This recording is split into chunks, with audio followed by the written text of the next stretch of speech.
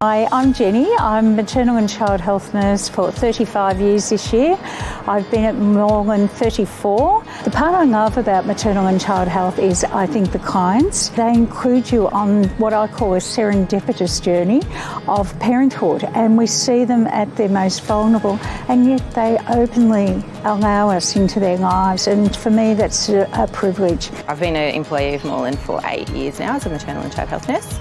Maternal and child health nurses in Victoria are quite unique because we're the only state that requires being a registered nurse, a registered midwife, and then doing postgraduate qualifications in maternal and child health.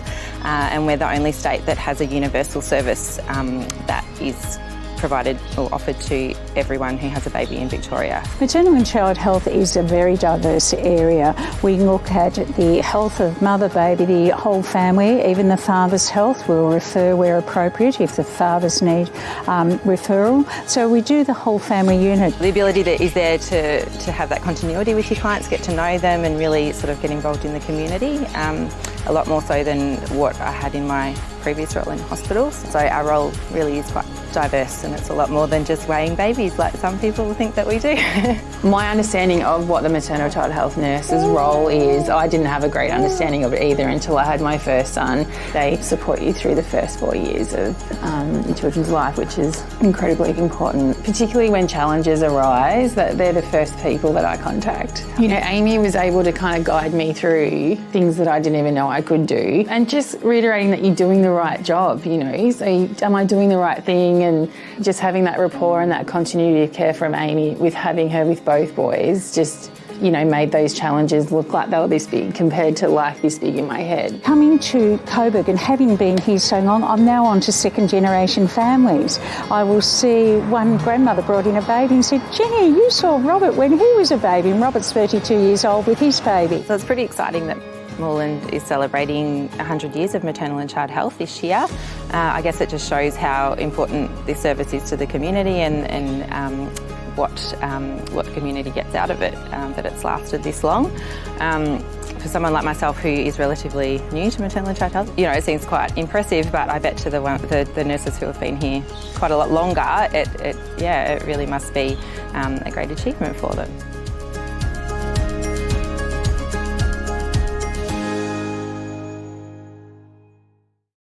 Detached house, unit, townhouse, apartment, terrace.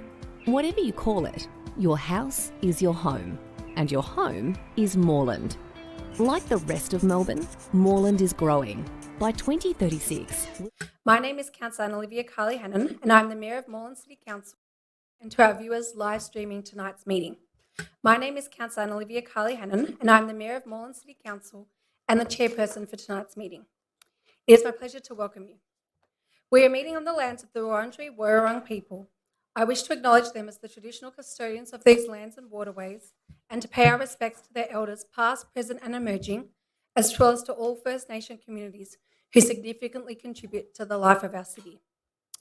This council meeting is being recorded and web streamed live to council's website and Facebook. This recording will also be available on video on demand, and gallery attendees are advised that they will be recorded during the meeting. A reminder that as councillors, we will conduct ourselves in accordance with the Councillor Code of Conduct, which will support the principles of good governance and leadership that secures public confidence in the office of councillor. Councillors and members of the gallery, in light of the public health requirements for COVID-19, please ensure that you remain 1.5 metres apart. In the gallery, members advise council staff if you feel unwell. In the event of an emergency or disruption, we may be required to take action to ensure the safety of attendees. Please follow the directions by council staff and security officers. Thank you for your understanding and cooperation. I'd now like to introduce the councillors that I have in attendance with me tonight. Deputy Mayor Councillor Mark Riley. Good evening. Councillor Adam Pulford. Hi everyone. Councillor Angelica Panopoulos. Hi. Councillor Helen Davidson. Good evening. Councillor Helen Pavlidis. Good evening. Councillor James Conlon. Good evening. Councillor Lambros Tapanos. Good evening. Councillor Milad El Halabi. Good evening. Councillor Oscar Yildiz. Good evening. Councillor Sue Bolton. Hi everybody. And our CEO, Kathy Henderson.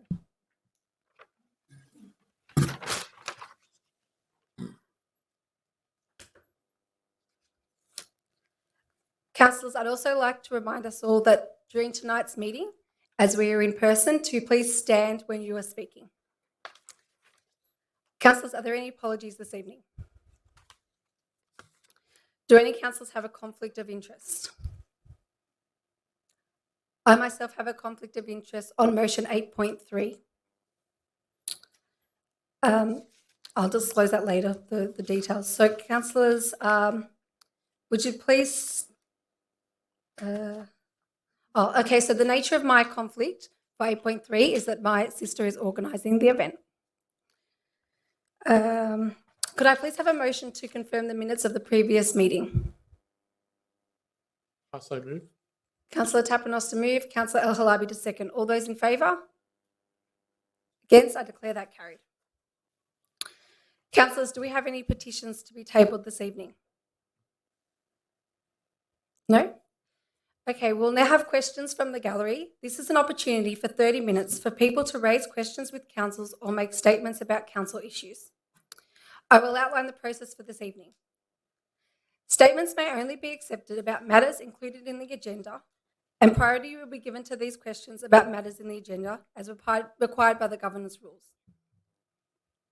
The time provided for questions and statements is 30 minutes, and this time can only be extended by another 30 minutes to allow for questions relating to items on the agenda. Regarding questions, when you rise to state your question, please state your name and suburb, and then answer the question without preamble or background. Please have, if you've registered your intent to make a statement, then I will invite you or your representative to speak.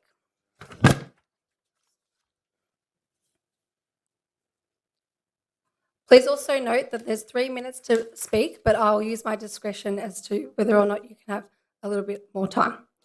Our first speaker for tonight is Joanne Nykoff.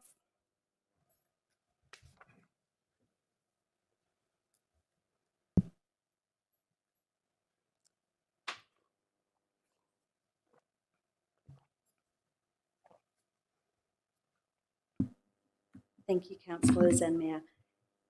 In relation to agenda item 7.12 regarding Garragong Park, can council commit to an in-person community consultation, including children, before deciding upon the proposed changes to Garragong Park?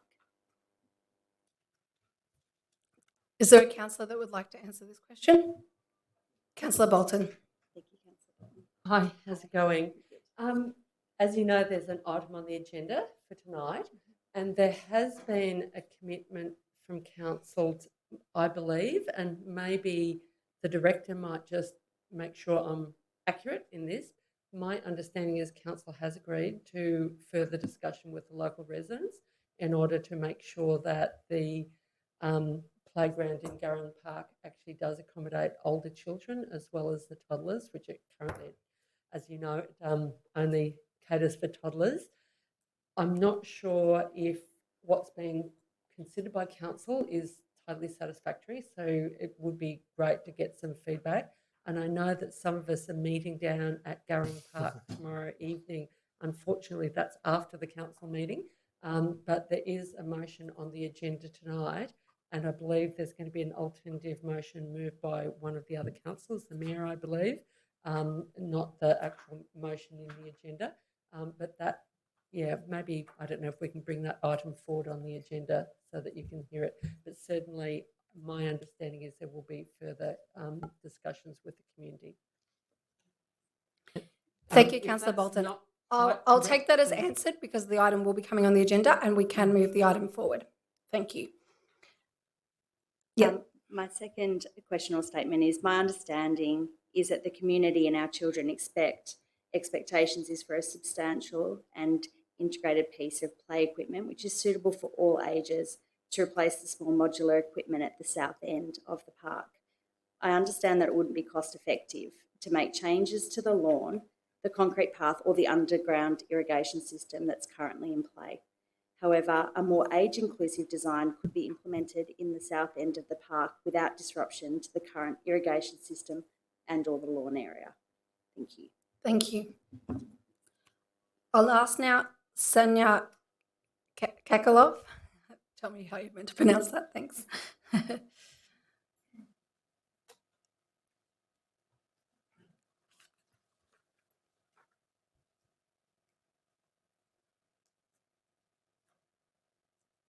evening.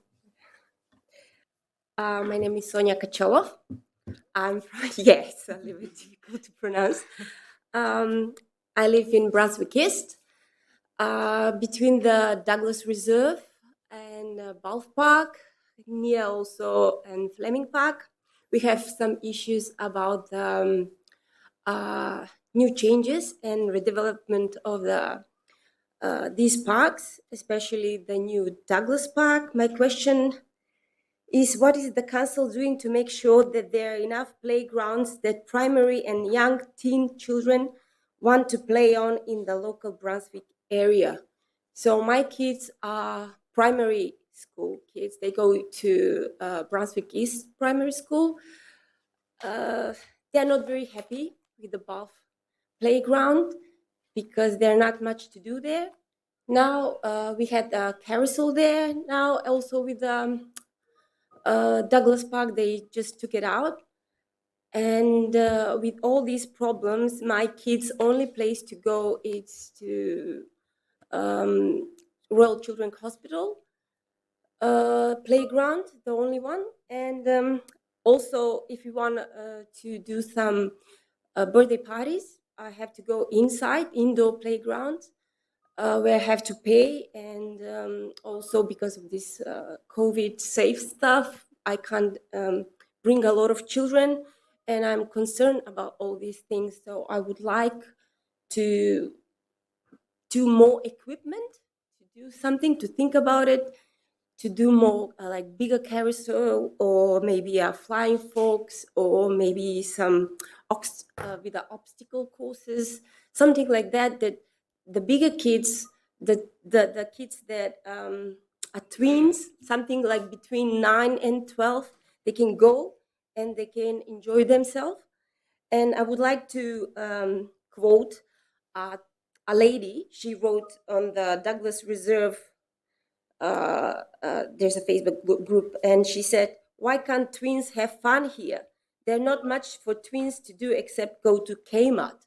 So when I read that only fun is to go to Kmart and do things like that, it just hurt me.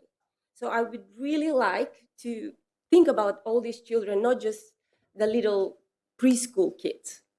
Thank you. Thank you for listening. So I Thank would you. like you Councillor to... Riley would like to respond. Thanks. Thanks, Sonia, for your question. It's really important for us. And as a primary school teacher, I appreciate the play needs of kids. Yes. And it's a bit of a theme that's happening, what seems to be a recurring thing in a couple of parks. So you mentioned Belf, Mhm. and we've just had a question about Garong, and now we're talking about Douglas. So Douglas there's clearly Reserve, something yes. happening here. There's been a bit of a change in the team. I don't want to put excuses in there, but we do need to look at what we're doing and how we're doing it. The good news is that we will be reviewing our playground strategy this year. So some of these things, and I've heard from the director that we're already looking at trying to designate which parks are catering to which age groups, so that when we're doing the consultation, Yes. we're actually engaging with those age groups about what they want from the park. So already we're learning from this, and I think we're going to actually arrange a meeting with you and the residents next week to meet on site and try and address that. I know you've been working hard. I know that staff have been trying to come to a solution. We just haven't quite hit it yet, but I hope we get there and that we can solve the issues for you as a parent, but also particularly for the kids who want to have places to play in, and the scouts who are heavy users there are of also the site, scouts there. who are just over the road and use it regularly because they are always, that age group's always in that area. It's not like they're residents growing up to be 20 or 30. Exactly. They're new kids coming on. So thank you for that. We'll look forward to talking more about it and trying to resolve it. Yes, thank you a lot. Because I want to mention this, in this part of the area, we don't have like literally a park for bigger kids. We should think about all this. Thank you, Sonia. Thank you very much. Thanks, Sonia. Can I see whether Marion Atwater is here this evening? Can't see her. No. Okay, John Englert, if you'd like to ask both of your questions first, and then we'll get answers. Thank you.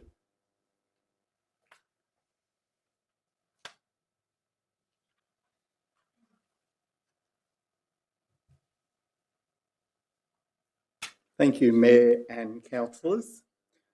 My first question is in regard to the meeting that 3 councillors had with council staff on Glenroy level crossing removal. There wasn't very much detail in that. So my question is, what progress in level crossing removal project incorporating Craigieburn Express shared path as part of the Glenroy level crossing removal?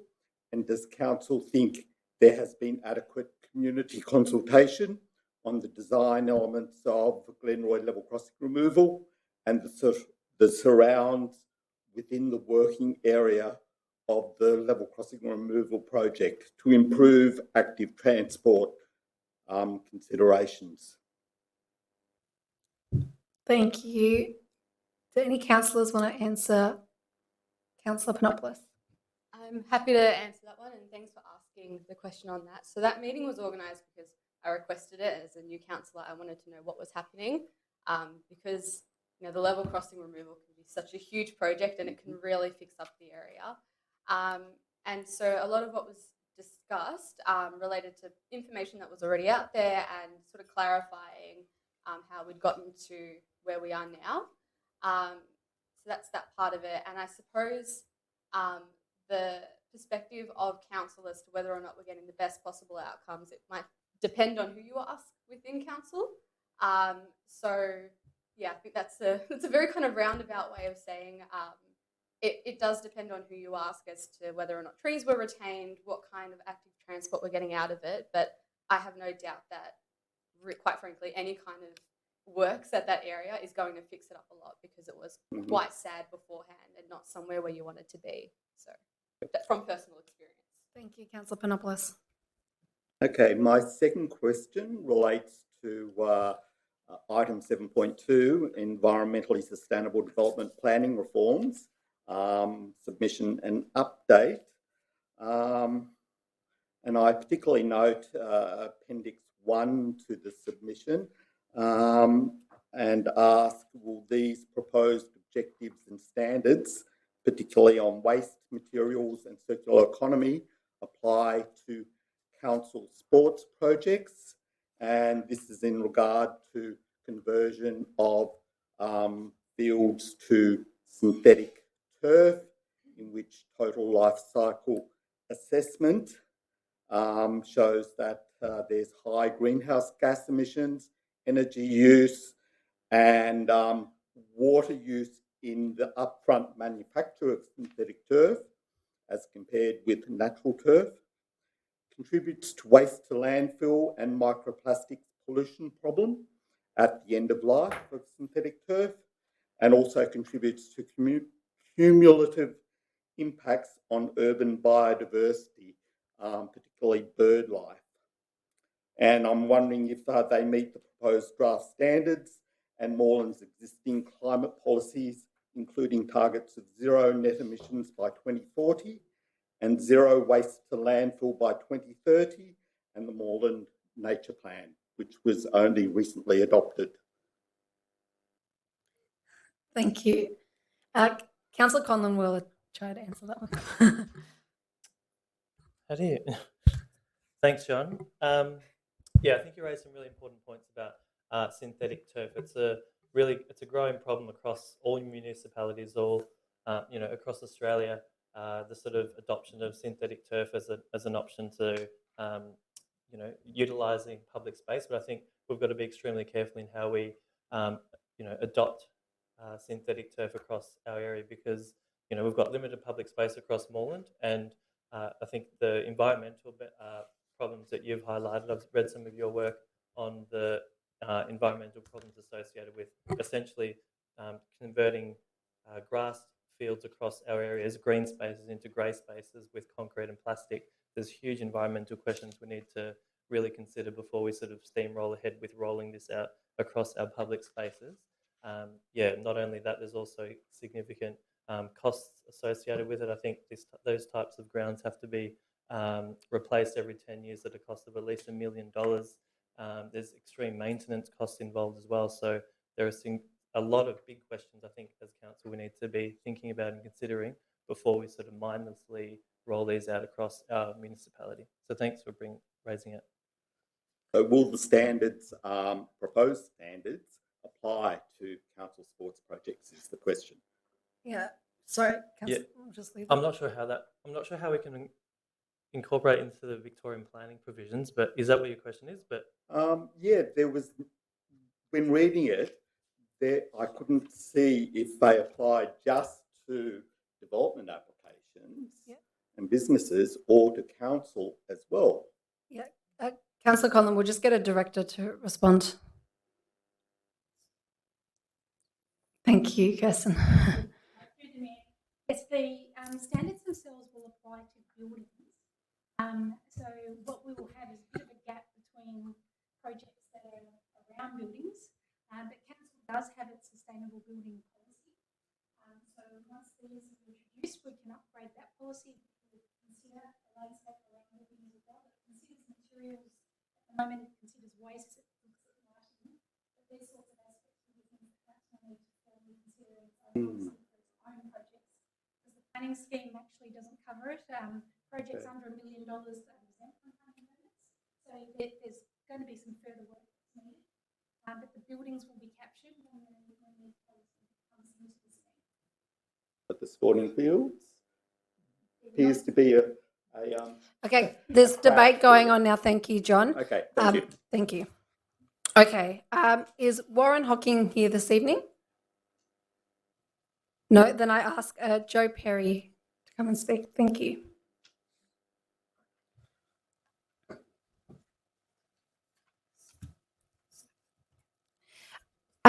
And Joe, if you could please give your statement first, and then if you've got a question as well.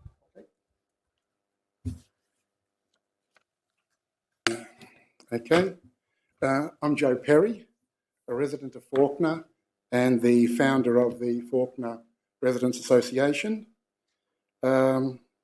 Since its inception as the Fast Track program and its current embodiment as the Development Excellence Scorecard, I've repeatedly voiced my objection to the program, as it's never wavered from its original purpose of positioning Moreland as a pro-development council. I've repeatedly asked to be given examples of what design excellence 10 out of 10 projects look like, and silence has been the response that I've received each time. Moreland has tremendous natural, geographic and infrastructure assets, and it should be awash with livable suburbs. Building projects featured in the best architectural magazines and residents rating off the charts in health and happiness indexes. Instead, Moreland's become a bucket into which high-density development is inserted in order to extract the maximum amount of stamp duty, taxes and rates. Instead of being a vibrant, livable municipality, attracting businesses, young people and families with affordable housing, the only upward trend is renting and the decline of livability. Instead of incentivising builders and architects to lift standards, all it's done is the exact opposite. And in doing so, Bolton has become the favoured destination for low-end developers, uninspired architects and millionaire landlords.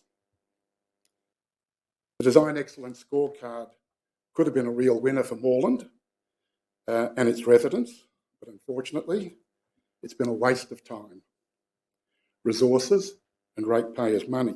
Joe, if you could just move to the question now, thank you. The question is, what is the future of the program? Will community groups get an opportunity to have a voice this time, because we were excluded from inception? And also, will consumers get a choice, a voice in the project as well? Thank you, Joe. I'll just move to a director to give a quick answer, because we have got the item on the agenda this evening. So, just one, yeah. Through the Mayor, the Council resolution that we undertake for the consultation for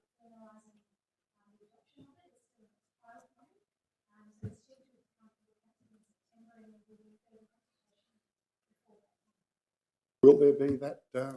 Thank you, Joe. We don't need the debate. There'll be further debate with councillors this evening. Thank you. Okay. We'll now move to Mark Cornetti, if he's here. Don't believe. Deanna Wang.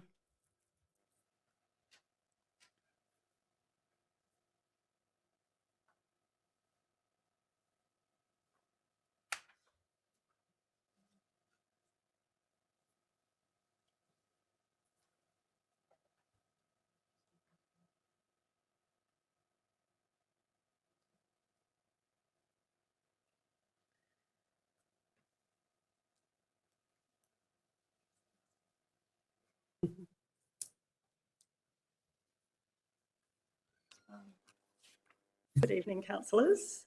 My name is Deanna Wang and I live in Brunswick East. I'm a really long-term Moreland resident and I have two children who are aged 10 and 13, both girls. And I'm here with two hats, so I need to explain the two groups of people I represent. So the first is that I'm here representing, the huge number of Brunswick South primary school families who take their kids to Douglas Reserve after school. And the reason we go to Douglas Reserve is because it's one of the few places where the primary age kids are happy and really excited to play for a sustained length of time. So that suits us as parents as well.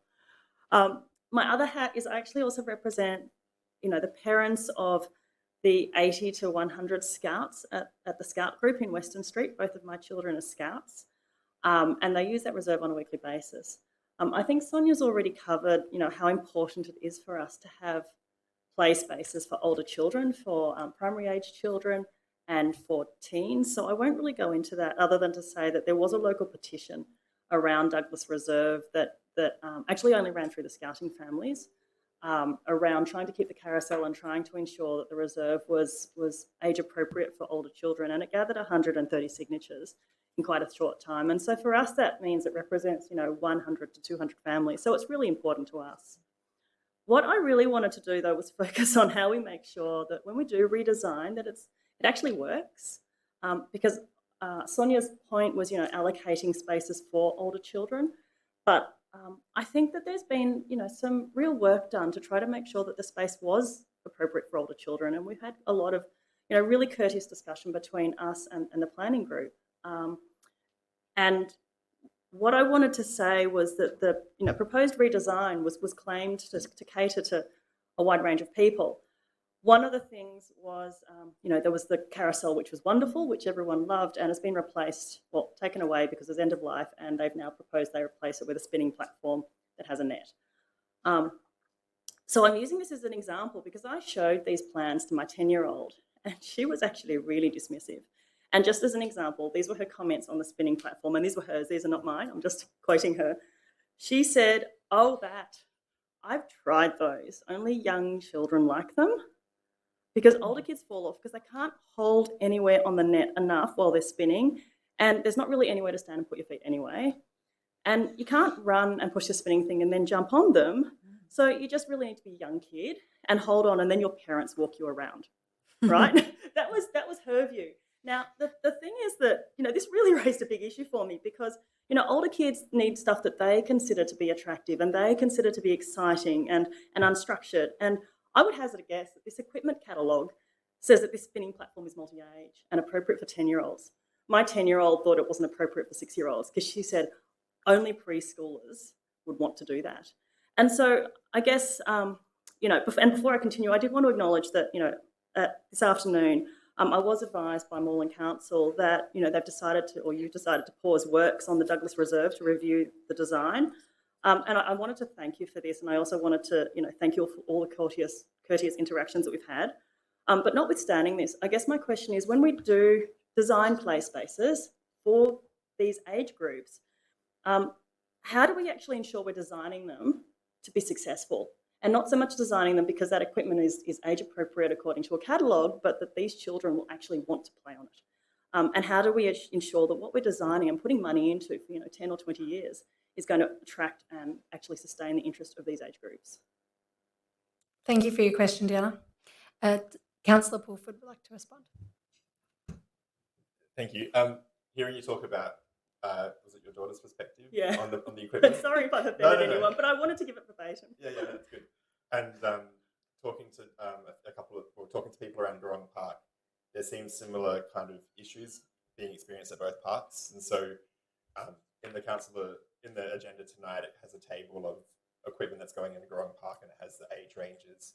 And I visited Gurong, and I noticed that some of the age ranges say 0 to 12 years, but actually looking at the equipment and hearing from parents saying like, my 10-year-old's way too big for this. And so I think there's a good question there that you're asking about how can we ensure when we are redesigning these places, like not just kind of accepting the catalogue stats at face and actually kind of interacting with it more and seeing it in person. So I think Councillor Riley highlighted that our play strategy is up for renewal later this year. So I think I feel like that's a key question us councillors need to be asking council officers, and also to be front of council officers as well.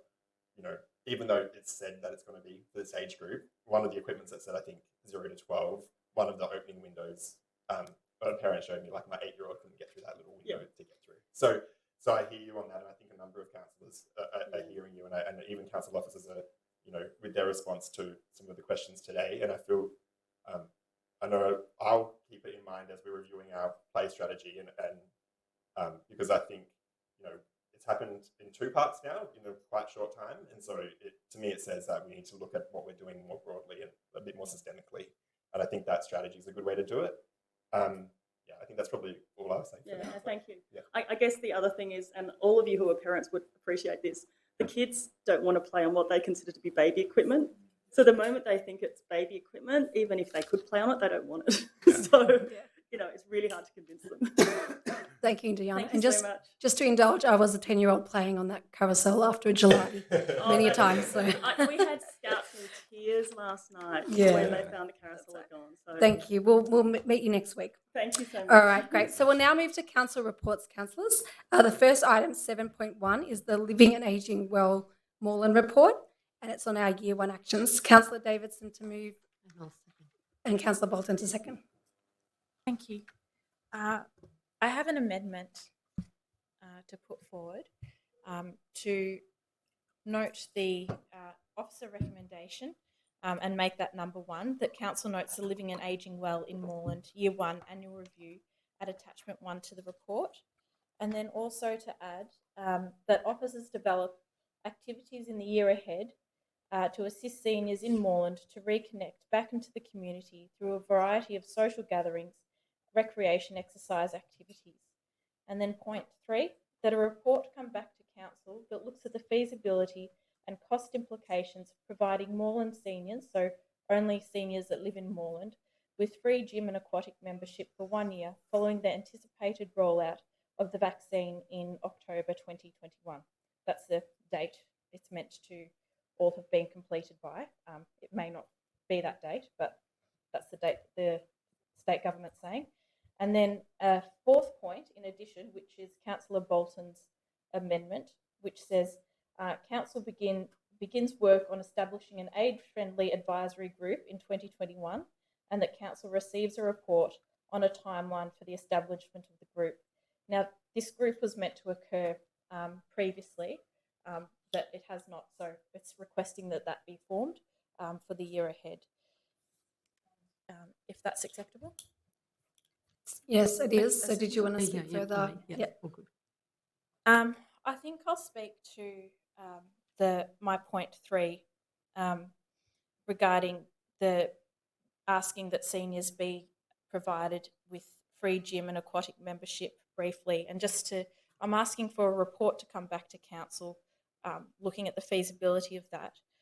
We all know that it's been very difficult and very daunting for a lot of senior citizens in Moreland and across the globe when it came to COVID and the potential risks and health implications for them. And the fear and the reluctance to re-enter a gym is something that I've heard time and time again. And I want to really encourage people to return to prioritising their health and fitness and not to let that wane in any way, and to gain confidence in our facilities and our capabilities to respond in a safe way to the new environment that we have to live in. So I'm hoping that this report comes back with some constructive ideas about how to do that and some solid facts and figures that we can analyse in moving forward. Thank you, Councillor Davidson. Councillor Bolton? Yes, I certainly support, I seconded the resolution and I certainly support the resolution. I think this is really important. I think the extra points that Councillor Davidson included are really important because I think everyone lost fitness during the long lockdown, but I think a lot of elderly people are only just starting to emerge out of their houses, are still a bit nervous about COVID, etc., until the vaccine is, fully distributed. So I think the idea of a year's free gym membership, because I think, any kind of gym memberships or aquatic memberships, etc., are fairly expensive for people who are on pensions and low incomes and so forth. My extra point on the advisory committee, I think that is really important. I understand in the report that we've got in front of us that the officers said that the original attempt to get expressions of interest in the advisory group didn't reflect the diversity of seniors. But I think even if we started with some sort of working group of whoever's expressed interest and build from there to extend the network out to a wider range of people, I think that would be really good. And I'd also just like to mention or note as part of this, the starting to bring seniors groups back into council facilities to meet up and so forth. I met up with about 13 presidents of different Italian pensioner clubs on Friday, and they're trying to get their clubs back together. And I mean, these are mostly the 80s and 90s age group, not the 70s. They're sort of quite young. And so they're, I think, probably with the very elderly groups, I think we might have to adjust some of our council policies to facilitate them getting back into gear and being able to access community venues and so forth of council. Thank you, Councillor Bolton. Are there any councillors against this motion? No, then I'll put it to the vote. All those in favour? Against? Declare that carried. I'll now move to 7.2, Environmental Sustainability Development Planning Reforms, Submissions and Update. And Councillor Riley is on his feet. Thank you, Mayor. Is there a seconder for Councillor Riley's motion? Councillor Conlon. Councillor Conlon, I'm pleased to move the motion as put by the officer's recommendation in the agenda. And now that I have a seconder, I'll just briefly speak to it. This piece of work started in the last council term, and it includes quite a number of other inner city councils who are helping us to develop some new standards for environmental sustainable design that will actually cater to future generations, young kids that we've just been talking about in regards to the park, so that when they're finished playing in their parks in that fashion, they might end up exercising in them and living in some of the properties that might be built under our planning scheme. And it's really important that we build them so they're future-proof and they can withstand some of the extreme disasters that are on our horizon and that are coming with the climate emergency that we're experiencing. So I think this piece of work is really important. It needs to continue to be supported during the budget so that we can actually get this improvements in standards happening in our city. We've just heard, I don't share Mr. Perry's view, but we've just heard his view. I do believe there's a lot of crap and a lot of really poor building in our city, and I don't share his views on this environmental sustainable design card. But this piece of work is actually ensuring that we're not just trying to promote excellent or very good design, but we're also trying to lift the level of playing field so that all buildings have to meet those design requirements, so that it's got a higher thermal rating, it's producing energy, that electric vehicles can be charged there when Australians start to buy them at significant numbers. We're laggards in that respect and we need to be supporting that. And there's a whole range of other things that we're considering. I know one of our councillors, Councillor Bolton, is really keen to get gas-free happening, but we instituted that a couple of years ago, Sue, with this, and this is continuing to push along those lines of getting towards those kinds of standards in our properties. So I think we're getting it in the gas-free and the design excellence scorecard at the moment, but it'd be good to get all new properties going on to renewable energy and finding other ways to reduce their ongoing bills and having cheaper houses to live in. They might be slightly more, they may go up more in the initial phases of the build, but they're going to get the benefits of having a much more sustainable building. So this work's to be commended. I urge councillors to support it. It's something that we initiated a couple of years ago. I hope we continue to do so. Thanks. Thank you, Councillor Riley. Councillor Conlon. Just to add to Councillor Riley, I think this is very good work by council doing this. I think the key point to make is that the reforms that are being pushed for by council in this report. It's a submission to the state government that's promised to do a review of the environmentally sustainable design outcomes of the Victorian planning scheme, and that's a key mechanism to which council can actually influence change in the built environment. So the submission is really good because it's actually encouraging the state government to strengthen its ambition in this area, which is really important, and I think council should be commended for that, and there's some pretty good strong language in there. And the important thing here is that we're not asking for wishy-washy statements in the sort of high level of the Victorian planning scheme, the local planning policy, which doesn't have much statutory weight. We're actually asking for inclusion in the particular provisions, the meaty part of the Victorian planning scheme, to be strengthened by regulation so that developers are required to lift the standard of the buildings they build in Moreland. And I think that's a really good approach for us to be pursuing. So, thanks. Thank you, Councillor Conlon. Are there any speakers against the motion? No, I'll put that to the vote. All those in favour? Against? Declare that carried. We'll now move to 7.3, Affordable Housing Action Plan 2021-2022. Councillor Bolton is on her feet. And does Councillor Bolton have a seconder? Councillor Pulford? Actually, maybe I should read out the extra points maybe before you second. So I'm moving the council officer resolution with 2 extra dot points, and the 2 extra points, or the 1 extra point, is to add a point 2, including the Affordable Housing Action Plan Focus Area 4, an extra 2 points, which would be 4.6, emergency housing availability in Moreland, and 4.7, ensure that modifications to open space and public areas not exclude homeless people. Thank you, Councillor Bolton. Is that acceptable to the seconder? Yeah, you mean the availability of emergency housing in Bolton? That's the intention, yes? Yeah. Yeah, and also no modifications to open space to exclude homeless people. Councillor Bolton, are you happy to put something in front of emergency so that it is, I mean, it's unclear what your verb is there. Is it availability or monitoring or supporting what? I think you just ensure availability of emergency housing. It's not possible for us to do that. So. I mean, I originally had something longer, which I shortened it. So it could be, what did I have originally? Awareness of emergency housing availability of Moreland, and could you change it to just the how availability? How about an advocate, monitor and advocate? Monitor and advocate for emergency housing in Moreland. That'd be great. Yeah. Great. Because I'm aware that it's closed down, basically. Thank you, Councillor Bolton. You can now speak to the motion.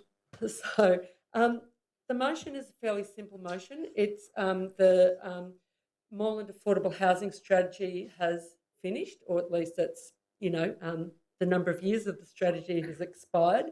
So the proposal in this council report for people who are watching online is that we keep going with the current housing action plan, but we develop a new 4-year affordable housing action plan. And it is very critical because housing is a crisis. In fact, you'd say homelessness is an epidemic or pandemic proportions in Australia. There is money available from the state government to help us address housing, although unfortunately most of it's not for public housing.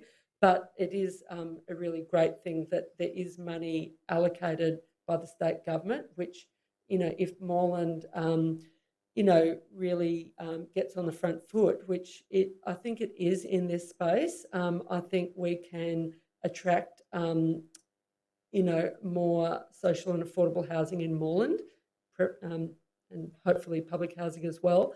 But the extra 2 points I wanted to raise, which is about the homelessness issue or people in crisis, is that what I'm aware of is that the 2 motels in Moreland that used to house people who needed emergency housing have closed down, and so that there's nowhere for people who need emergency housing in Moreland. That's my understanding. But also, in addition to that, people who did get housed in hotels during COVID are now being thrown out of hotels, and some hotels that used to accept people for emergency housing do not accept people anymore. So there's been an overall decline in emergency housing in Victoria. And secondly, there is a trend in many local government areas to modify open space and public areas to discourage people who are homeless, or maybe not just people who are homeless, people who are hard up and in a public space. So that's, I just felt, were 2 points which would strengthen the element of about people in housing crisis. Thank you, Councillor Bolton. Councillor Pulford? Happy to waive my right. Okay. Are there any speakers against the motion? I'll put it to vote. All those in favour? Against? Declare that carried. We'll now move to 7.4, 2021 Annual and Winter Sport Facilities and Ground Tenancy Allocations. Moved by Councillor Yildiz, seconded by Councillor Davidson. Just a couple of quick points on this one. The officer recommendations, councillors, are pretty clear. Just a couple of key things I want to raise. Notes any club owing ground and pavilion fees from previous seasons or owing any other debt to council as outlined in confidential attachment 2 to this report will be informed. No ground allocation will be granted until payment is made or a payment plan has been agreed to. Point 5 says that the director has pretty much the discretion to change any of this motion here, this report. Arden, I please ask that that you do use that discretionary power, because the feedback I'm getting from a lot of clubs is forget about female participation in sports. Absolutely vital. It's important. I was at a club yesterday. I'm always going to support that. Clubs are finding Councillor Yildiz, if you could just speak through the chair rather than directly to Director. Clubs are finding it extremely challenging at the moment to have male participation, let alone female participation in sport. They're finding it hard to attract existing players or players that have been around for the last 10, 15 years because of COVID. And we know what's happened with the number of clubs that have unfortunately folded, if not totally disbanded. And it's sad to see that the clubs that were thriving, they're no longer thriving. And they're not because financially COVID has had a massive impact. And the feedback I'm getting is that, yes, we've got strong policies in terms of how many female participants a club must have in order to be sustainable and go forward. The issue I've got with that is we really need to be quite flexible just in these times going forward until we can get over this COVID pandemic and hopefully allow these clubs to thrive again. But I'm just asking, please, that if we can have that discretionary power used to its full extent. And I know that Councillor Yildiz, once again, just will direct do through that. the chair, please. Councillor Davidson. Thank you, Councillor Yildiz, and I agree with Councillor Yildiz's comments. I'd also like to note that during 2020, Council waived fees and charges to our sporting clubs, which I think was a very good move to do, and it's enabled them to be quite flexible and look at how they're going to adapt moving forward into the future. So I'm looking forward to attending all the upcoming events that are being held in Moreland, and I congratulate the clubs on really coming through, and I encourage any young person or any person, no matter their age, to look at rejoining a club and getting that membership back up for our local clubs and sporting facilities. Thank you, Councillor Davidson. Are there any speakers against the motion? There being none, I'll put the vote. All those in favour? Against? Declare that carried. 7.5, the governance report, March 2021, a cyclical report. And can I just please note that the mover needs to also put in the attendees for the ALGA conference. Is there a mover for this item? Councillor Panopoulos. Thanks, Mayor. Yeah, I'd like to move the recommendations and also propose for the 3 councillors for the conference, Councillor Pulford, Councillor Pavlidis and myself, as we indicated by the emails. Thank you, Councillor Panopoulos. Does Councillor Panopoulos have a seconder? Councillor Riley. Did you wish to speak further? No, sorry, I covered it then. All good. Okay, are there Councillor Bolton to move an amendment? My amendment is approves interstate travel for councillor and drop the 3rd councillor. I don't really care who goes. I just think Thank you. 3 is too many. Is that acceptable to the mover? No. No? Can I check whether Councillor Bolton has a seconder? No, that amendment lapses. Councillor Yildiz, did you have an amendment? Can I just say, I didn't get that email, but what I wanted to say was this. Councillors in any other council have the opportunities to go to ALGA, and I think restricting it to a particular number, most councils don't do this. Councillor Yildiz, can I just check? Are you speaking against the motion? No, I'm speaking. No, well, I'm just saying. No, you can't just. Do you have a question, or are you speaking against the motion? You've asked for. Sorry, you're saying how many councillors want to go to ALGA? I'll take you as speaking against the motion. Thank you. You can continue. Yeah. So yes. So I'm saying that you shouldn't restrict anyone here should be able to go. To have a restriction on no, you can go, but you can't go. That's not fair. Why? Because whether I want to go or not, or whether whoever else wants to go, sending an email to council saying, "Do you want to go to ALGA?" I mean, every other council does things quite differently, and I'm sure there's other people here that can vouch for that. But if other people want to go, then let them go. It's the opportunity. It's coming out of the councillor budget. So if it means that they're going to go for networking, if it means they're going to go for educational purposes, that's totally up to them. But to restrict this and say only 3 councillors can go, that divides the council. That doesn't in any way show unity. So if I want to go, I should be able to put my hand up and go, I want to go. And if I want to go, why can't I go? Councillor Yildiz, are you proposing an amendment to include yourself? Yes, I'm saying not just myself, but I'm saying other councillors too. Are there other councillors? Does this councillor want to go? Does this councillor perhaps want to go? For us to make a decision tonight locks these 3 particular councillors in, and I wish them good luck, and I hope they go. But anyone else should be able to go. All right, thank you. I'm taking that as a speaking against. So is there any speaker in favour of the motion? Yeah, I'm proposing an amendment. Okay, so I need the words of the amendment, and I need a seconder to the amendment. Okay.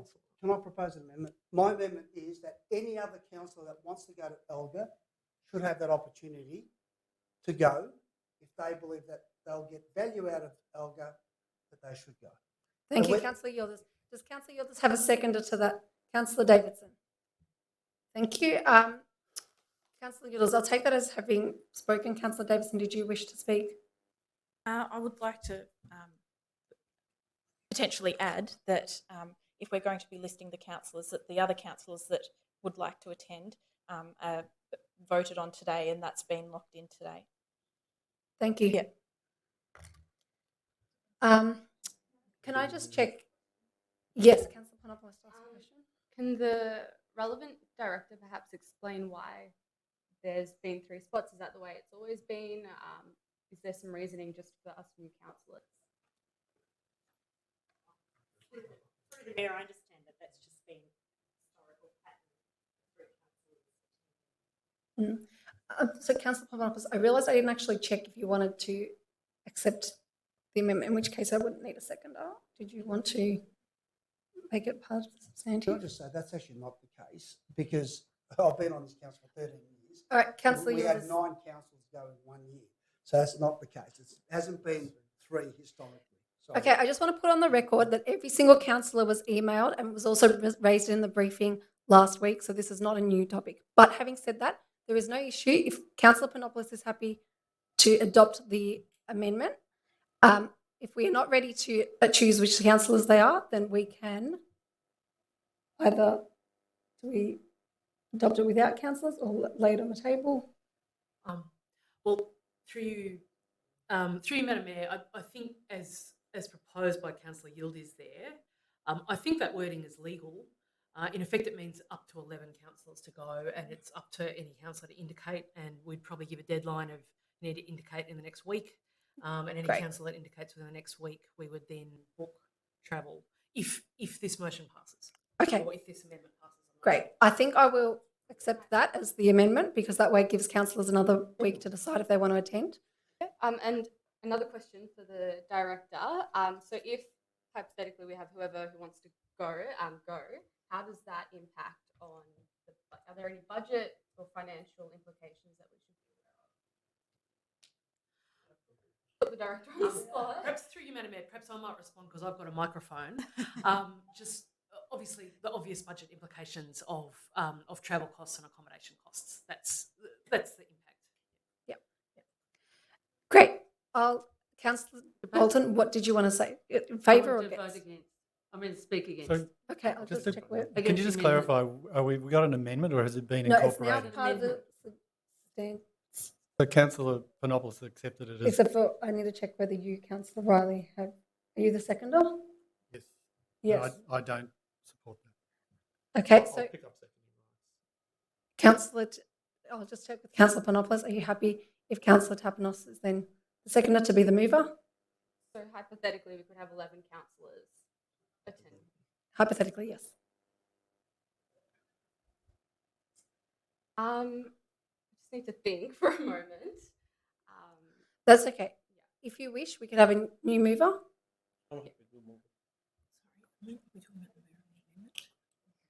Let's keep it as an amendment. And let's vote on it as an amendment. Thank you, everyone. Apologies for that. Yes. Yes, so we've still got the amendment. We can vote on that. We've got Councillor Bolton to speak against. Perfect. Thank you, everyone. We've had the mover and seconder, and now we're having Councillor Bolton. I'd like to speak against this and also, against the original that was moved by Councillor Panopoulos. I think we've gone through a really hard year with COVID. A lot of people have lost their jobs. I think it is a bad look if a whole bunch of councillors go to Canberra. And for people online who don't know what ALGA is, it's the Australian Local Government Association. I think it's in Canberra every year, is that right? So, I can appreciate, councils will, network and educate themselves and all of that kind of thing if they're there. But I think it is a really bad look if a whole bunch of councillors go to Canberra when so many people are struggling, and there is a lot of criticism of council in the community at the moment. So my feeling is we should not be sending a whole bunch of councillors. I mean, I don't particularly care who goes. I mean, I've got confidence in everyone, although, I sort of tend to think probably the mayor should be one of them, but I don't really mind either way who goes. I think we should be represented at the Australian Local Government Association. But I just think in the community, it's a bad, bad look. Thank you, Councillor Bolton. Are there any speakers in favour of the amendment? Councillor Tapanos. I speak in favour. Thank you. I mean, this is a fairly large council with a fairly large budget, and we make significant decisions in this chamber impacting our community and multi-million-dollar decisions sometimes. And one of the things that I think is so important for any council, any board, any organisation is to get adequate training for the decision makers. Professional development is something that needs to be valued because if we don't upskill, if we don't learn the best decision-making techniques and good governance and hear about what's happening in other councils, particularly in areas around affordable housing, sustainability, climate change, which will be topics that will be debated at this conference. We're really selling our community short if we don't upskill and bring that knowledge back to us. And I guess, sure, one councillor can go and do that, but everyone gets a benefit from attending. You would learn a whole range of different issues that are impacting on the sector right across the country. You will network and informally learn a lot from other councillors in other jurisdictions about what they're doing about those key challenges. So I think it's important that councillors do go. I mean, I don't think we will have 11. I don't think we will have many more than 3, but I think anyone who does want to attend should attend. And to answer the question, it is historical, as we heard from the director. It's probably been like that for the last 7 or 8 years, because there was just an ad hoc decision made that we should limit it to 3. No reasoning why it was 3, not 4, not 2, not 1. Just 3 was picked. Prior to that, anyone who wanted to attend could have attended. 11 have never attended, but I think we've had, and particularly in the first year of a new council, we've probably had more than in other years. I'd also like to note that this conference was cancelled last year. So we saved money by not sending 3 people last year. And from my perspective, I indicated over email that I would like to attend, but I'll be happy to defer, particularly to new councillors, and give them an opportunity. And if this was carried today, I would reconsider, have a look at the calendar, and probably attend, without feeling that I'm taking a spot from a new councillor and denying them an opportunity to learn so much from this conference. So I really hope that this could be supported, and I really hope that ALGA could go and our presence at ALGA can be so successful. You know, now that CHOGM, or the heads of local COAG, has really been disbanded. We don't have any representative from local governments to the federal governments. Councillor we Tapanos, used to have time. a COAG representative, now we don't. So we need to be there to talk to MPs and to raise these issues. Thank you, Councillor Tapanos. Councillor Riley, are you speaking against the amendment? Yes. Thank you. Thank you. Thank you, Councillor Tapanos. My math says that we could get 3 people per year, and that's what the practice has been. We've only got 11 councillors, so everyone will get a Guernsey either this year, next year, or presuming we don't have another COVID type of impact. So I've been to this once. I've had the good fortune of going. There is value in going. Councillor Bolton's referred to that. I won't repeat all that. However, I don't believe there's value in having half of us go, or 3/4, or all of us go. It's a conference. I wish we had 11 of us turn up to our Municipal Association Victoria, which is the Victorian version of this, and it happens twice a year. But I don't see people storming the capital of Melbourne to attend that. So I'm really, if I saw the interest in MAV, Municipal Association Victoria conferences, I might be convinced tonight that we need to be able to let every one of the 11 go, but I just don't think it's right. Secondly, I'm fascinated that some councillors think that the budget's in good shape. It's not, largely because of COVID, and partly because of the rate cap that's coming on, and that debate will come up in the next couple of months. We don't have a lot of money to put to these kinds of things. We need to be looking at how we, prioritising and seeing how we do it. I think we can share it round, and I'm a bit, befuddled by the fact that people didn't hear. I thought all of us were at the briefing on last Thursday, but anyway, if they weren't, there was an email that went around from the Mayor asking people to nominate. Had we known this, we could have had the argy-bargy beforehand, so it's quite interesting that these things are happening in the chamber. I think it should be avoided when we get to this point. It's not a good look to our constituents, and I think we should be spreading it around over 3 or 4 years. I think that's a good way to go, and normally the Mayor would go, and for her own reasons she's decided she can't attend, and so I think there's an opportunity for an extra councillor to go this year, to get 3 councillors who are not the Mayor or the Deputy. Thank you, Councillor Riley. Are there any other speakers in favour of the motion? In favour of the amendment. Thank you. Okay, I'll put that to the vote then. All those in favour? All those against? I declare that carried. Okay. Can you just have that noted, please? Yes. Actually, Councillor can we Riley. have a division on that? Yes, Yeah, Councillor that's Riley what has I called just for a asked. division. All those in favour? Councillor Yildiz, Councillor El Halabi, Councillor Tapanos, Councillor Carly Hannon, Councillor Pavlidis and Councillor Davidson. All those against? Councillor Pulford, Councillor Panopoulos, Councillor Riley, Councillor Conlon and Councillor Bolton. I'll now move to, now we have the substantive motion. So we're up to speaker in favour of the substantive motion. If not, we can have the right of reply as there was debate in the item. If you wish to speak, Councillor Panopoulos. Thank you, Mayor. So I think, well, the discussion about the amendment I think was worth having and outlining different reasons for and against. But now that it was carried, I think it'll be great to have a whole group of us go along and learn as much as we can and network and really try and build up the strength of us as Moreland and as a team. And I'm really looking forward to hopefully as many of us as possible just learning and gathering like a lot more experience, and hopefully we can transfer that as well to the Municipal Association of Victoria and all of the other groups that we should all be part of within our capacity. So, yeah. Thank you, Councillor Panopoulos. I'll put that to the vote. All those in favour?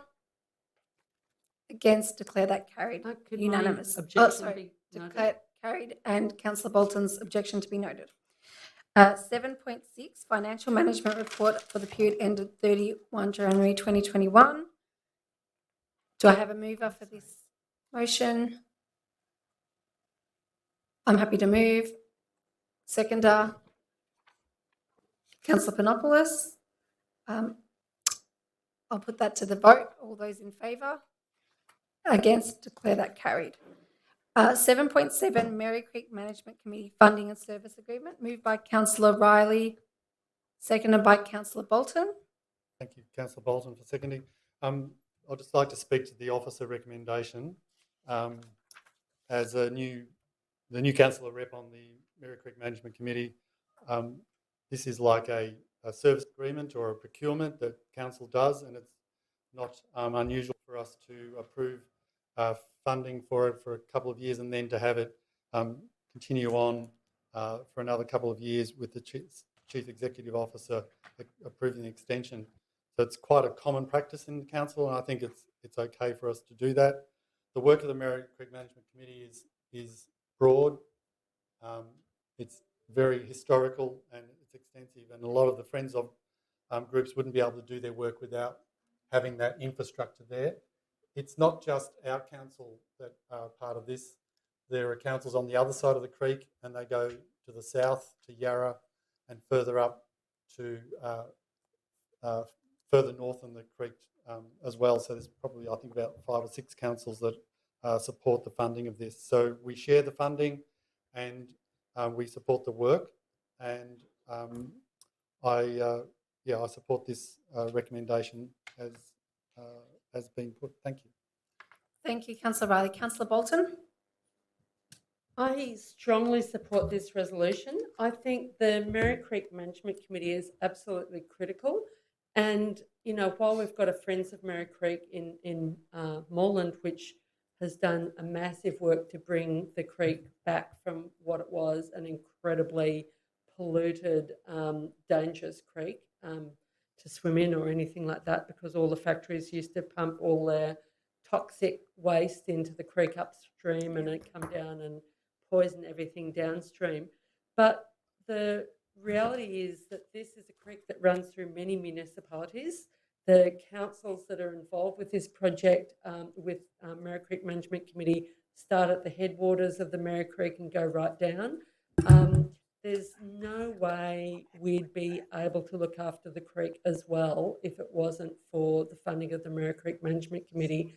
Because while the Friends groups do valiant efforts with, they're totally volunteer groups. They don't have any paid full-timers. You do need some paid staff and apparatus to actually be able to organise things like invasive weed management. I mean, certainly anyone who's been involved with the Merri-bek in Faulkner would know probably about the role of Merri-bek Management Committee as well as Friends of Merri-bek in really restoring the natural environment around the creek in those areas, especially the areas of land that council ended up buying to provide more open space beside the creek. I mean, they provide that valuable insight to the creek about the creek whenever there are development proposals built near, being proposed beside the creek. There's meant to be a 15-metre buffer zone, not wide enough. But, the fact that the Merri-bek Management Committee exists means that they can really keep an eye on things, and sometimes those things can get lost in the hustle and bustle of council business. And so they are really important for the friends groups to actually be able to work with. So I would absolutely recommend that we continue this funding agreement. Thank you, Councillor Bolton. Are there any speakers against the motion? I'd like to move an amendment to my name. Councillor Pavlidis, if you would like to state your amendment. Sorry, let me stand. I need to have my head because I can't read otherwise.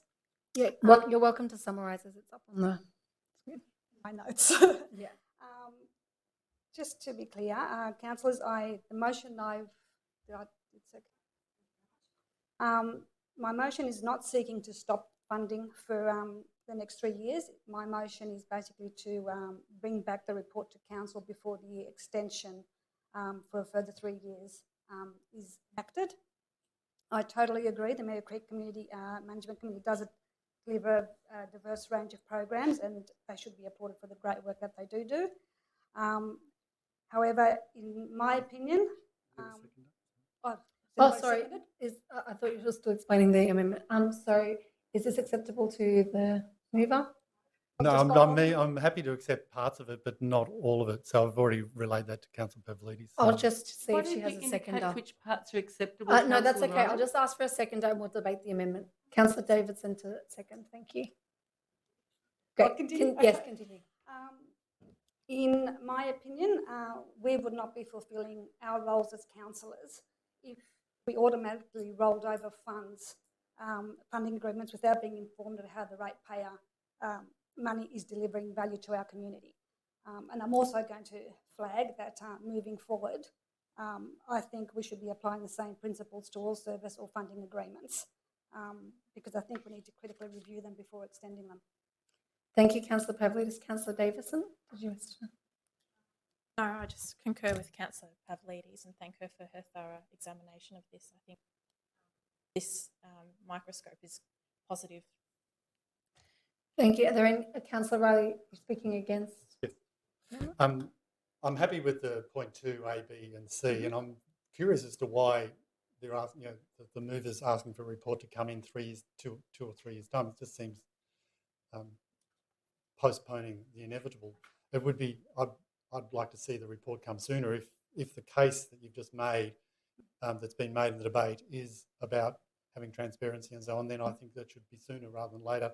The first point actually contradicts my motion. That's why I'm more than happy to have it continue, and I've spoken about the extension. So I'm speaking against point 1, but I'm in favour of point 2, but I had made that clear to the mover, so I'm just wanting to be aware of that. Thank you, Councillor Riley. Councillor Pavlidis, we can vote on the points separately, and then whatever is voted on will go into the substantive motion if it is up. Councillor speaking in favour. Is there anyone else who wishes to speak in favour of the motion? No, then I'll put point 1 to the vote first. So all those in favour? My one? Yeah, this is point 1 of the amendment, sorry. All those against? I declare that carried.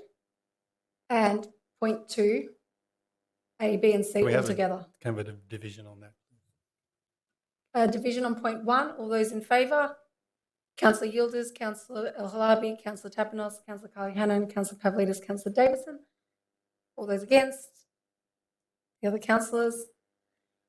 And then the point 2 we'll put to a vote. So A, B and C all together. All those in favour? Against? I declare that carried unanimously. Both points are now in the substantive. And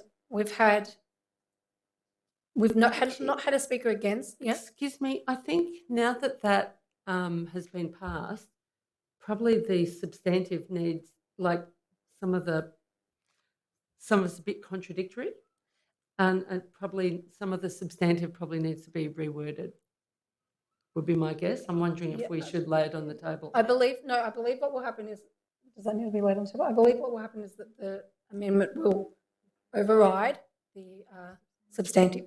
Yeah. Yeah. Okay.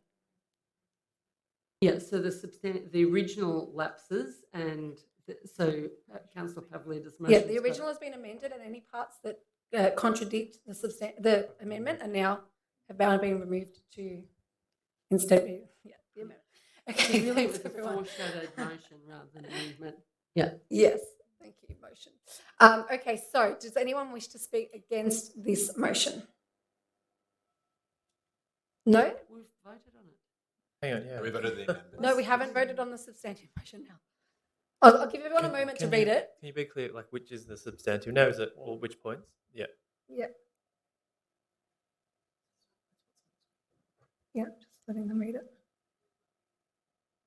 So, did somebody who wished to clarify And the part actually, that- you missed me out in the against.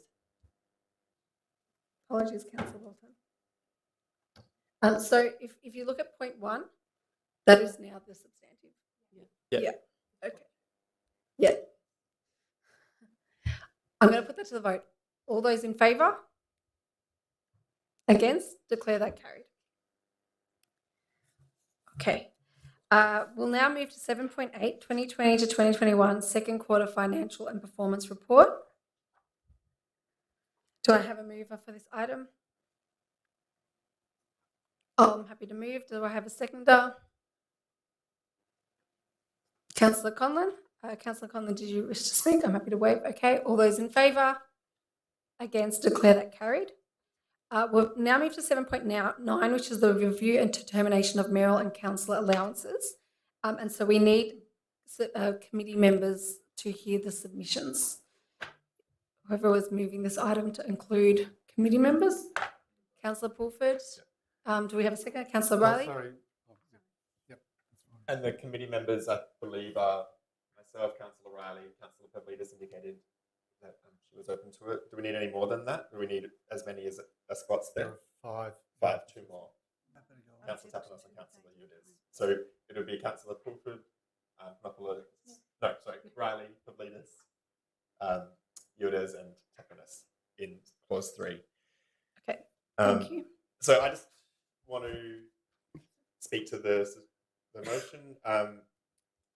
Just want to make it clear that this isn't councillors and the mayor giving ourselves any pay rises. It's saying let's just keep our council and mayor allowances at the current level, which is at the top of the band that Moreland Council is part of. The reason that I'm supportive of this, councillors are the councillor allowance at $31,000 a year is about a part-time job, and so personally, for me to make ends meet, I'm really grateful for the council allowance being at $31,000 because it means I can only work part-time a few days a week to help pay my bills. So it gives me a lot more time to actually focus on my work, working with the community and reading council agendas and council papers. So I'm grateful that we're keeping it at that top band, and I think the mayor commitments are a full-time commitment as well. As councillors, we all know that we're putting our own names and our own profiles and our own, we're personally accountable to what we do, and also the media and the public holds us personally accountable as well. So there can be a lot of pressure and scrutiny in those roles, and I think paying at the top of the bands that we're able to allows us to dedicate the time and attention that it deserves to the roles that we're undertaking. That's all I can. So that's the key point that I wanted to say. Yeah. Thank you, Councillor Pulford. Councillor Riley, did you wish to speak? I reserve the right. Thank you. Councillor Bolton, did you have an amendment? Yes, I'd like to amend point 1 that we give public notice of its review of mayoral and council allowances, which should be pegged to the median wage of $49,902.50. This would mean that the mayoral allowance will be $49,000 and actually should read $805, and the council allowance will be $24,902.50. And if I have a seconder, I'll Thank you, Councillor explain Bolton. why I'm thinking it should Does be pegged Councillor to the Bolton have a median wage. seconder? Councillor Bolton, you don't have a seconder, so that amendment lapses. Could I speak against then? Yes, you may. Yeah, I believe that, especially given the feeling in the community about politicians and councillors fit into the category of politicians, that our allowances should be pegged to the median wage. And I think this puts us a bit more in touch with the community. I think, I think there is a lot of criticism of councils and politicians for being out of touch with the community, and I think this would be a more realistic allowance for councillors to receive. I think there are other things which the money could be spent on much more fruitfully, and I'd prefer the money be spent on other things for the community rather than ourselves. Obviously, the mayoral allowance would need to be the full amount of the median wage, and the councillors, reflecting the fact that this is a part-time role, would get half the median wage.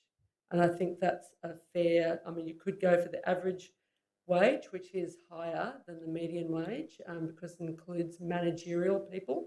But I think, the median wage, a lot of people in this country do not earn very much money. Thank you, Councillor Bolton. Is there another speaker in favour of the motion? Councillor Tapinos? Thank you. During just prior to the council elections and the nominations, I spoke to a number of potential candidates, encouraging them to consider running for council and local government, right across, not just in Moore, right across Victoria, particularly through my role at the VLGA. And it was about getting greater diversity, more women, people from cold communities, and people from low socioeconomic backgrounds. And in a lot of those discussions, whilst prospective candidates heard from the VEC and their council the time commitment, the hours that are required, it became quite clear to them that they couldn't continue to work. Sometimes 1 and 2 jobs for some of them. They had to give something up to be able to run for council. And for the first time, it hit to me that the allowance is so critical to enable diversity in our local government sector and diversity on councils. Being a councillor is a privilege, but it shouldn't be a privilege just for those who are privileged enough to be able to afford it. And therefore, we need to actually provide a significant bursary to properly compensate and enable people to do this job, but more importantly, to attract good quality candidates, to make sure that it's not a deterrent for anyone putting their hand up for council. If you ask me, even these allowances are too low, and even at the current level, they are actually stopping people from considering a career in local government or considering running. I mean, this is the last time I think we as a council get to do this, because rightfully so, the new Local Government Act has put this responsibility in the Victorian Remuneration Tribunal, which will determine what these fees will be into the future, just like it does for members of parliament. And there will be a public consultation for that process, and I hope everyone would be able to contribute to that debate. But what I really want to emphasise is that point about making sure that everyone can do this. It's not a deterrent. And of course, if a particular councillor's economic circumstances are different and they don't need this money, they don't have to accept it. They can always say to council, I'm not accepting my bursary. But Thank you, don't Councillor put a Tapinos. blanket rule, because it could be detrimentally impacting others and their ability to do this role. Thank you. Are there any other speakers against the motion? There being none, I'll put that to the vote. All those in favour? Councillor, did you wish to speak? What order of debate are we? I know I'm not. No, you're welcome to. You're the seconder. You're welcome to speak. I'd just like to briefly support the comments that have been made. There's a lot of effort and time that goes into this for people, and there's a lot of pressure on their jobs. And being a large council, again, is another reason why we've always taken it at these rates of the contributions that they are. So it's important for public presence and profile that people are given some sort of recompense. But I also think it's particularly important in International Women's, the week of International Women's Day, that we are actually ensuring we do this, particularly to encourage women to stand up to this role as well, because we know how they have been disadvantaged in many ways in terms of the pay gap. So this is important for that reason as well. If there's no further amendments, I think we'll be seeing. Are you putting an amendment, Councillor Collin? Oh, I mean, we can. I was going to propose an amendment to reflect what Adam said, which is just to make it clear that it's not an increase on this year. The wording's gone around, hasn't it? Yeah. Yeah. So, thank you. Thank you, Sally. That's. I'm happy with that amendment. Yeah. Great. Great. Okay. Councillor Pulford, did you wish to have a right of reply? No. Then I'll put that to the vote now. So, including the amendment in the substantive now. All those in favour? Against? Declare that carried. Councillor Bolton's vote against to be noted. Thank you. Okay, we'll now move to 7:10. Reinstate a levee monument at Coburg Lake Reserve. Response to notice of motion. Councillor Bolton is on her feet. Councillor Bolton, did you have any amendments? Just one extra point at the end. So I'm moving the council officer recommendation with a fourth point to have a further discussion with the Levee community about facilitating them installing a security camera on the monument. Great. Does Councillor Bolton have a seconder? I'm happy to second. Councillor Bolton? So this is following up from a motion that was moved at the last council meeting. This is about, for people who weren't at the last council meeting, about a monument in the Coburg Lakes Reserve, which was smashed in September, and it was some sort of, hate crime, really, is likely to be what it was. And it was a monument which commemorated various instances of massacres against the Levee community in the Coburg Lakes Reserve. And it caused a lot of pain and hurt within that community. So the recommendation, after some investigation by council officers, is that council make an insurance claim for replacement, and if the insurance claim doesn't work out, that the replacement for the monument be done 50-50 by the council and the Levee community. The Levee community is totally happy with that. So, they contributed a large part or all of the funding of the monument, I think, originally.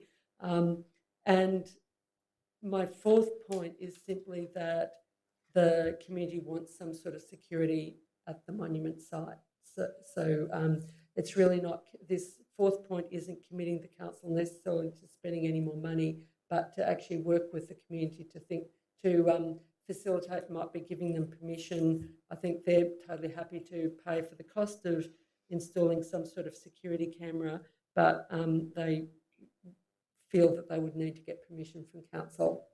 Thank you, Councillor Bolton. I'll waive my speaking rights. Councillor, for point of question? clarification, Yep. I'm definitely not against the motion. I just want to ask questions about the security camera. If that security camera gets installed, who monitors it? And because it'll have to be monitored 24/7. So will that be linked to a police station to be monitored? So we're just going to put a security camera there.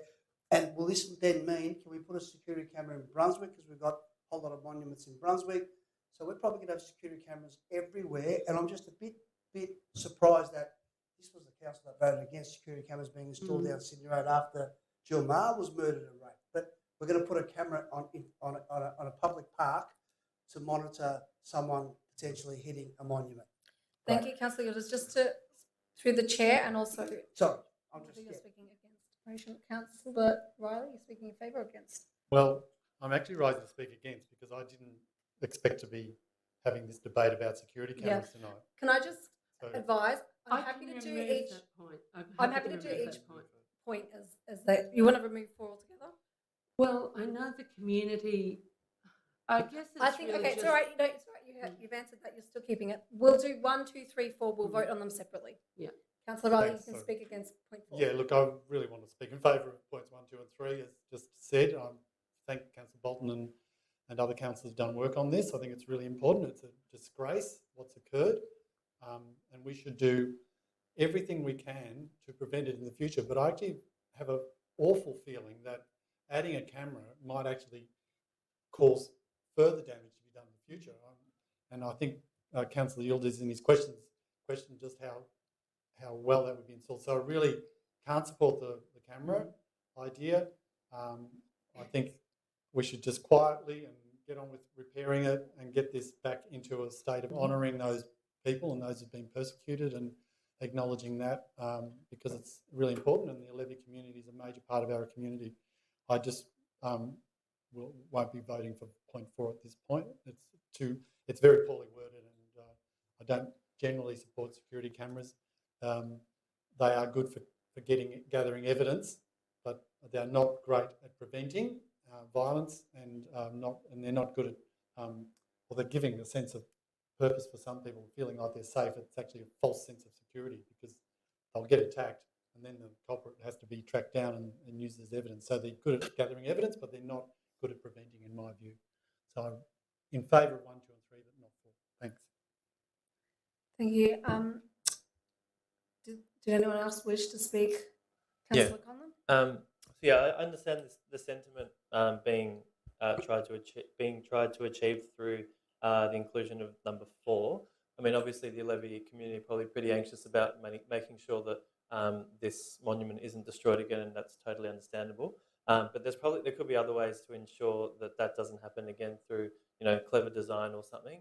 I'm very weary as well of installing CCTV across our municipality. I think it's not the best way to deal with these types of issues. So yeah, I think I'd rather we explore different ways of ensuring we don't have to do. Obviously, we don't want to have to rebuild this monument every 4 weeks or every 4 months or whatever. Yeah, so I'd urge us to have a look at a different design that I'm sure we can find something that is more vandalism proof. I'm not sure, but maybe I don't think the answer is CCTV. Great. Councillor Tapanos.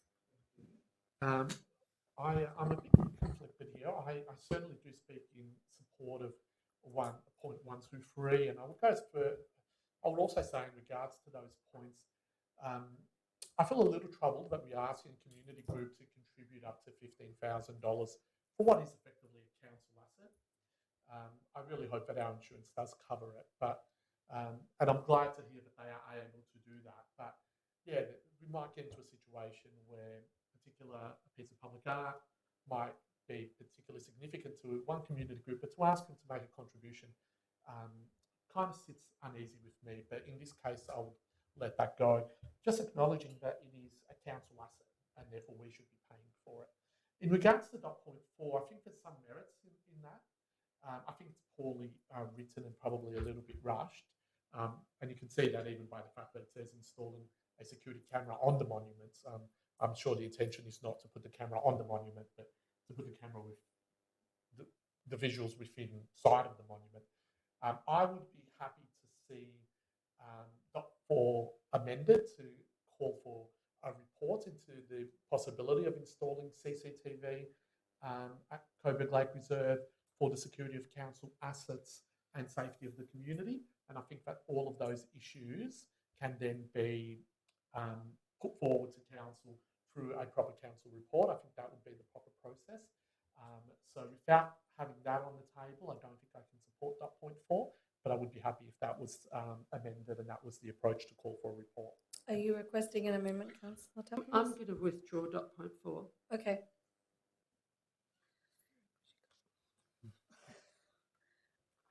Councillor Bolton is putting up an amendment to her motion. Okay, Councillor Tapanos can put up the amendment to Councillor Bolton's motion to remove point 4, which is acceptable. I think you can just remove it. Is that okay? I can just remove that? Remove a point. Yeah. As a mover. Okay, we all think so. Great. I'm going to now give Councillor Bolton the right of reply, if you wish. Yep. I'm glad it seems that there's strong support for points 1, 2 and 3 about the reinstatement of the memorial, because I think it is very important to given that this is likely to have been a hate crime that was responsible for the destruction of the monument. It has been attacked previously prior to this incident in 2020. I really put forward, I mean, I'm not, as people know, and Councillor Yule just pointed out, I'm not a supporter of CCTV cameras, but the committee did ask me to see if council could, facilitate them putting some sort of security camera there, but I'm happy to withdraw that last point. I think the critical thing is getting the memorial reinstated. And what would be really great for the community, now I don't know if this is at all feasible, but if it was feasible for it to be reinstated before their festival in November this year, that would be fantastic, but I don't know if that's at all feasible. Okay. Thank you, Councillor Bolton. I'll now put that motion to the vote. All those in favour? Against? I declare that carried. I'll now move to 7.11, Civic Flag Policy Amendment, response to notice of motion nom 421. Councillor Conlon, are you on your feet? Yep. And do I have a seconder? Councillor Pulford? Councillor Conlon. Yes, so this motion this report stems from the council meeting, I think it was in January or February, where we asked for a report into changing council's civic flag policy to allow council to fly the Aboriginal and Torres Strait Islander flags a half-mast on the 26th of January. So that's what this is about. And I'm supporting this motion, because I think it's a really important thing that council really needs to do. So I think the national campaign to end First Nations injustice and work towards treaty grows every year. The more and more people are making the link between colonisation, land dispossession, and the ongoing harm being inflicted on First Nations people in the form of black deaths in custody, desecration of country, and climate change. This year saw record crowds marching across Australia, demanding an end to violence, suffering, calling for peace, healing, and unity. The national debate leading up to 26th of January is difficult because it does force us all to reflect on who we are and where we've come from, including the violence that's been inflicted on Aboriginal and Torres Strait Islander people for over 200 years. Unfortunately, some commentators still continue to question the controversy around the 26th of January.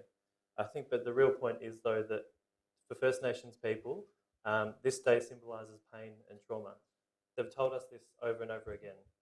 So I think how we choose to mark this day as a council, including the symbolism that we choose to use, is extremely important. So one symbolic and important thing that we can do as a council is to mark this day with the respect and somberness that it deserves by flying the Aboriginal and Torres Strait Islander flags at half-mast on the 26th of January and also on National Sorry Day, the latter being the day that marks the stolen generations. So I think this is exactly what the Wurundjeri Council and Reconciliation Working Group have asked us. They've asked us to incorporate National Sorry Day, and they've also asked us to be allowed to lower the flags on those important days. I think council can and should continue to play a leading role in these bigger conversations. Doing so takes nothing away from anybody else or any cultural group. It shows that we are mature and brave enough to enter the conversation and take leadership. So I urge all my fellow councillors to support the recommendations of this report. Thank you, Councillor Conlon. Councillor Pulford? I'm seconding this motion and would encourage every councillor to vote for it. And note that it is asking to fly the Aboriginal and Torres Strait Islander flags at half-mast and not the Australian flag, which I know that some councillors had concerns about when this came to the last council meeting. I just wanted to share with council groups some of the, I won't say people's names, but I know that council officers after the last motion did reach out to First Nations people who live and work in Moreland, asking what they think. It was these First Nations people that suggested to add National Sorry Day as well on May 26th, which I think is a good addition to add to this motion. So some of the quotes that were shared with council officers were I agree with this proposal. If we're recognising January 26th as a day of mourning, as it is, then surely it would stand to reason to fly the Aboriginal and Torres Strait Islander flags at half-mast to mark the passing of all Aboriginal and Torres Strait Islander peoples. Flags that are flown at half-mast is a sign of mourning. January 26th is commemorated as a day of mourning, and council's acknowledging that. Well done, Team Moreland, is another one, which is before we vote on it. But hopefully we can say well done, Team Moreland, tonight. I vote yes from another person, and that this is an appropriate decision to lower them. So I do hope that councillors do listen to these First Nations voices. These are the people who are most affected on January 26th and on National Sorry Day, May 26th. And I note that other councils across Australia are starting to do this as well. So I think Glen Ira is one of the first councils to do it. So I hope that if Glen Ira can do it, that Moreland can do it as well. Thanks. Thank you, Councillor Pulford. Can I move an amendment? Councillor Bolton, if you can. Yep. So I'm wondering, Councillor Conlon, if it would be acceptable to also add in, I totally support the motion, but to also add in after Aboriginal and Torres Strait flags and the Australian flag at half-mast each year. Because it actually seems to me that actually the Australian flag should also be at half-mast, but I don't know if that's acceptable. No. And I don't know if that's permissible under the national flag policy. I think I'd really like more time to sort of think about it. I want this motion to pass. I mean, maybe that could be split. You know, can we? If Councillor Bolton has a second for her amendment. Point of order, do you know or point of clarification, do you know if any First Nations groups are calling for that? Because I know that this has been specifically consulted on with First Nations groups, and I just would like that to be considered as well. No, we didn't. That's not what we passed at the last council meeting. But it strikes me that really it should come down to half-mast as well. But I don't know. I haven't actually double-checked the national flag policy. Hold on a second. Councillor Bolton, we're putting that as an amendment, so we have to see if Councillor Bolton has a seconder to her amendment.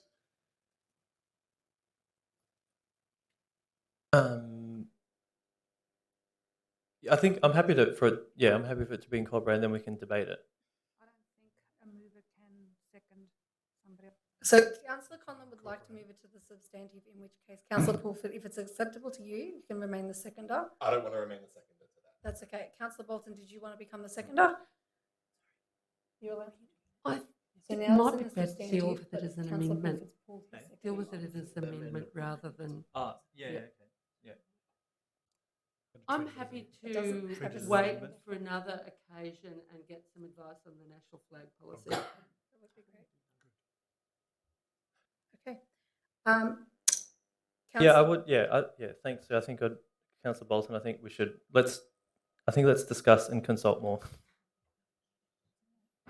Councillor Tapanos to speak. Yeah, I rise to speak in favour of this, I guess in the spirit of both reconciliation and treaty with our First Nations communities, it is about having that First Nation voice heard. And what I'm really pleased about is the fact that Wurundjeri elders are supportive of this, and I feel that as I said, the spirit of treaty, this council and the Wurundjeri Council in particular need to be working together to advance reconciliation and really be a consultative council for a whole range of matters when it comes to culture and things that impact our Indigenous communities. So in that spirit of treaty and working together, the fact that this has been requested means to me that this should be heavily supported by council, and I fully yes. Thank you, Councillor Tapanos. Are there any speakers? Sorry. Oh, may I speak in favour? I know you. No, that's okay. I'll allow. Are there any speakers against the motion? No, then I'll allow Councillor Riley to speak in favour. Thank you, Mayor. I understand sensitivities around speaking for and against, but I just wanted to rise in briefly speak about this because National Sorority Day needs to get a bit of a Guernsey. This is because of the Bringing Them Home report from 1998, I think, and then the subsequent sorry and apology that was provided by Kevin Rudd when he was Prime Minister. And already that report and the huge impact of the stolen generations and the meaning of Sorry Day is starting to be lost in a lot of Australians' minds, which I think is quite sad, given that that apology is, 12, 13 years old. The report's a lot older. Just went to see Archie Roach perform at the Bowl a couple of weeks ago, and it was one of the most moving nights I've ever been to. It's his last major tour. I saw him perform at the Folk Festival at Port Fairy about 8 years ago after he'd had a stroke, and he really was crook and sick that time, and he probably shouldn't have been performing, but it was quite beautiful that he got up there and did it. And he keeps saying this is what gives him the energy and helps him with his healing. But this is his last major tour. I didn't get to see him in Adelaide on the weekend when I expected to, because I had my own health issues. But it was a beautiful thing, and Archie and his partner Ruby Hunter was also part of that stolen generation. And there's very few Victorian families, Aboriginal and Torres Strait Islander Indigenous families that haven't been affected by the stolen generation, and vast numbers of Australian Indigenous people that have been impacted by that. And that's why I think the closing the gap is such a huge issue for us to address. There are probably other Indigenous people further north and west who haven't been so impacted, but I know a lot of them were. I worked in some of those communities, and they were still pushed off their land even if they weren't taken away from their parents. So they've been dispossessed even if they weren't stolen from their families. So they've been kicked around and hurt so often. I think it's really important that we just acknowledge Sorry Day too, because it is an important aspect of the story around the work on treaty and reconciliation. Thank you, Councillor Riley. I'll now put that item to the vote. All those in favour? Against? I declare that carried. Is that unanimous? I declare that carried unanimously. All right. We'll now move to 7.12, Garong Park age-appropriate play equipment. And I am moving an alternative motion to the officer recommendation. So it's been circulated, but basically what it is to proceed with the Garong Park opening, but to receive a further report that follows investigation and identifies options that are age appropriate. And we've also included in that it has at least one in-person session with the residents involved. Do I have a seconder? Councillor Pulford? I might waive my speaking rights and allow Councillor Pulford if you wanted to speak. Yeah, I'll just say briefly, we addressed this in public question time. It's an issue that, a lot of parents and residents and children in Moreland are concerned about. I think they feel I think their concerns are valid. I think their requests are pretty reasonable. I've been down to the park with one of the parents and talked through some of the different options, and they're very clear that they don't want to completely change the whole structure. They just want one bit of equipment that's suitable for older children, and they have some suggestions on how that could be kind of managed without ripping up the grass or any of the associated irrigation or anything like that. So I think a lot of those parents have been quite happy with the fact that councillors and council officers are listening. I think obviously it'll depend on what eventuates, but I'm happy to second this motion and note that a number of councillors are invited to a meeting at the park tomorrow at 5:15 to 5:45 p.m. So if you want to go down to the park and see it in person and you're available, you should go and meet some of the people who are talking about that park. And I think just, on Friday I went to see that park and I saw Bolton-bek, and Bolton-bek is just beautiful and stunning and amazing. And I know not every park's going to be the same, but I can understand why residents are looking at this one park that's recently been completed and then looking at Garong Park and kind of feeling a bit disappointed in that. Really, for residents, it's about opportunity cost. Council's invested so much money in acquiring that land and turning it into parks. And so I know residents are aware that changes at Garong would cost money, but for them, with millions already spent, if there's a few slight changes that can be made, it will mean that all that money invested already is actually utilised to its full benefit, I guess. Thank you, Councillor Pulford. Are there any speakers against the motion? No. I'll then put it to the vote. All those in favour? Against? Declare that carried. Noted as unanimous. Yeah, declare that carried unanimously. 7.13, transparency disclosures of relationship with developers. Councillor Riley's on his feet. Are there any amendments, Councillor Yeah, I'd Riley? actually like to move a deferral of this. Am I able to speak to that? Yes, you are. We've clarified that. So there's a procedure for a deferral. Do we have a seconder? Councillor Pulford? Councillor Yeah. Riley? Look, I just want to delay this by a month, probably no more. Do you mind if we put that as the date? The next bring it back to the council April meeting? council meeting if we Yep. can.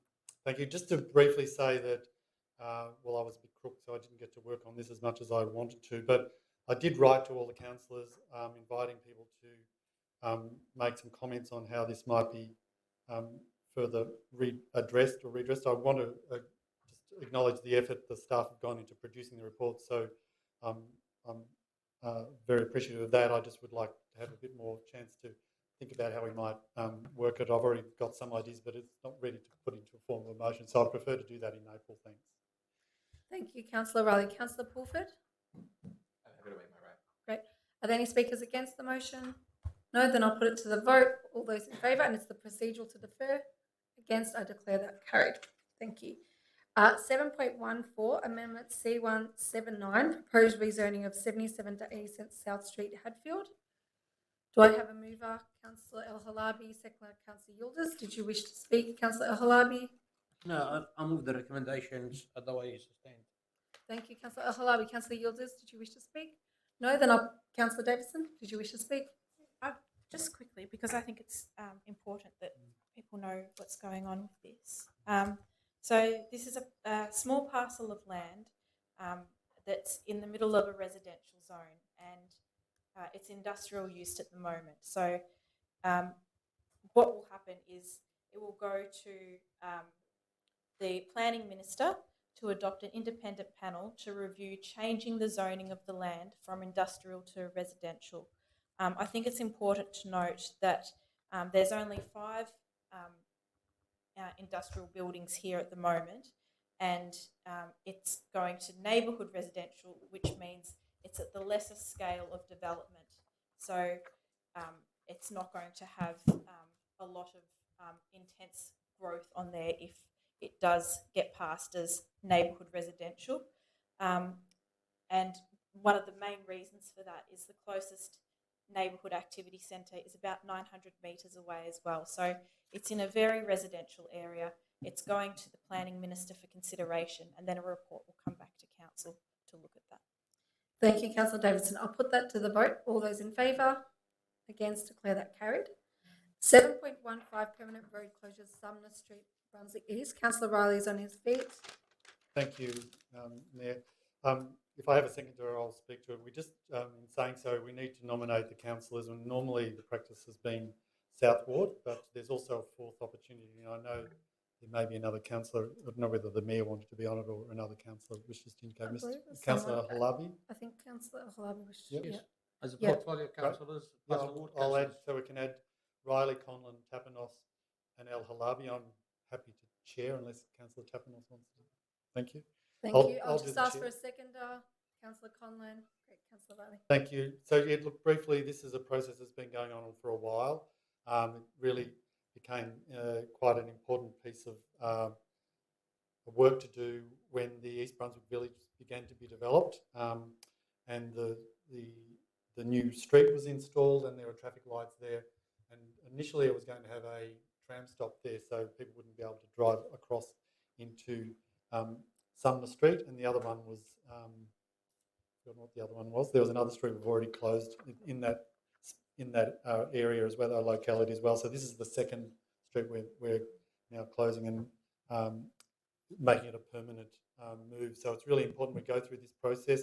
We hear the community input. If it's like the last one, we'll probably have no objectors because the community have been very thorough about working on it and supporting it. So this is a good initiative. It's what we've been doing under our Moreland Integrated Transport Strategy about making streets for people rather than vehicles, and this is a good way of helping to do that, particularly opposite a major development like East Brunswick Village. Thanks.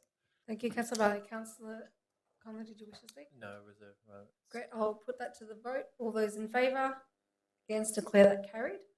7.16, Contract RFT 2020-104, Transfer of Bulk Waste and Street Sweeping Litter Collection.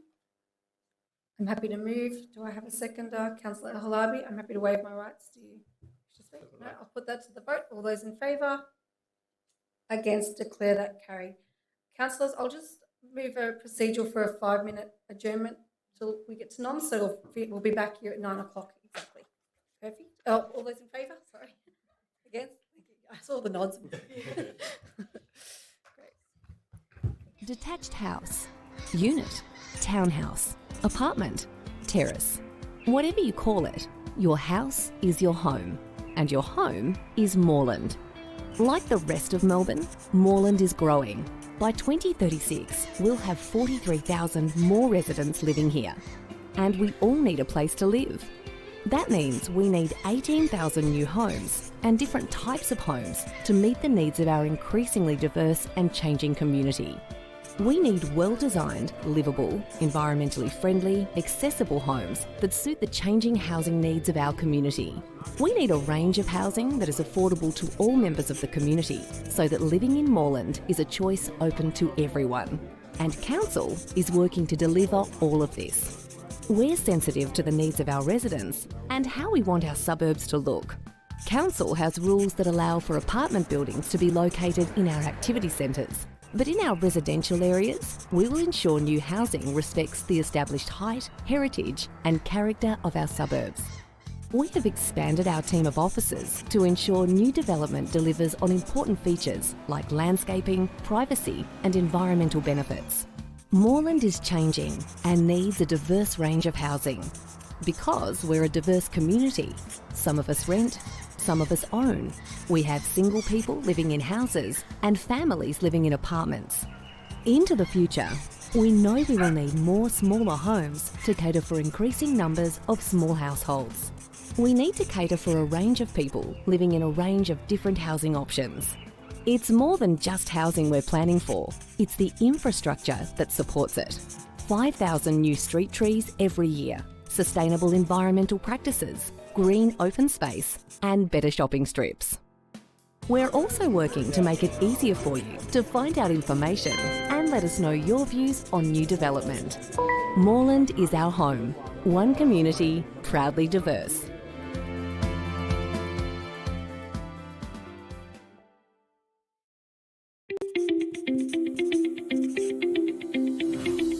By 2036, it's estimated there'll be 43,000 more people living here in Moreland. And they're all going to need to move about. To walk, cycle, drive, bus, tram, train, use shared vehicles, and whatever technology emerges next. Smart, effective transport is vital. So Moreland Council has plans to help keep us moving now and into the future. Our road network is already congested and more cars will only make that worse. We need to limit the number of additional cars travelling and parking around our city if we want to keep our quality of life or make it better. Building wider or more roads isn't the answer. There just isn't land available without immense cost. The answer is in making other forms of transport more attractive, practical, accessible and available. We're lucky. Parts of Moreland are rich with transport options. In these areas, there are more opportunities to change the way we move around. And we're working to create even more transport options for everyone throughout Moreland. We're going to give more space to pedestrians and cyclists and work with the state government to improve public transport. We want residents who move into new housing that's close to public transport and shopping areas to bring fewer cars with them. We're encouraging this by allowing fewer spaces within these new buildings and continuing to limit access to on-street parking permits for these new residences. This will only happen in activity centres and not in other parts of the city. Parking restrictions already exist in many parts of the city, and we're going to extend these to better manage parking in and around our business and shopping areas. We don't want the sought-after parking in these areas taken up all day by just one car. We want to ensure the spaces can be used by multiple people visiting our shops, doing business, using our facilities, and spending time in cafes and restaurants. Of course, for some people and situations, car travel is a necessity. We're not stopping that. We're encouraging viable alternatives, because small changes can lead to big differences. That change starts with us.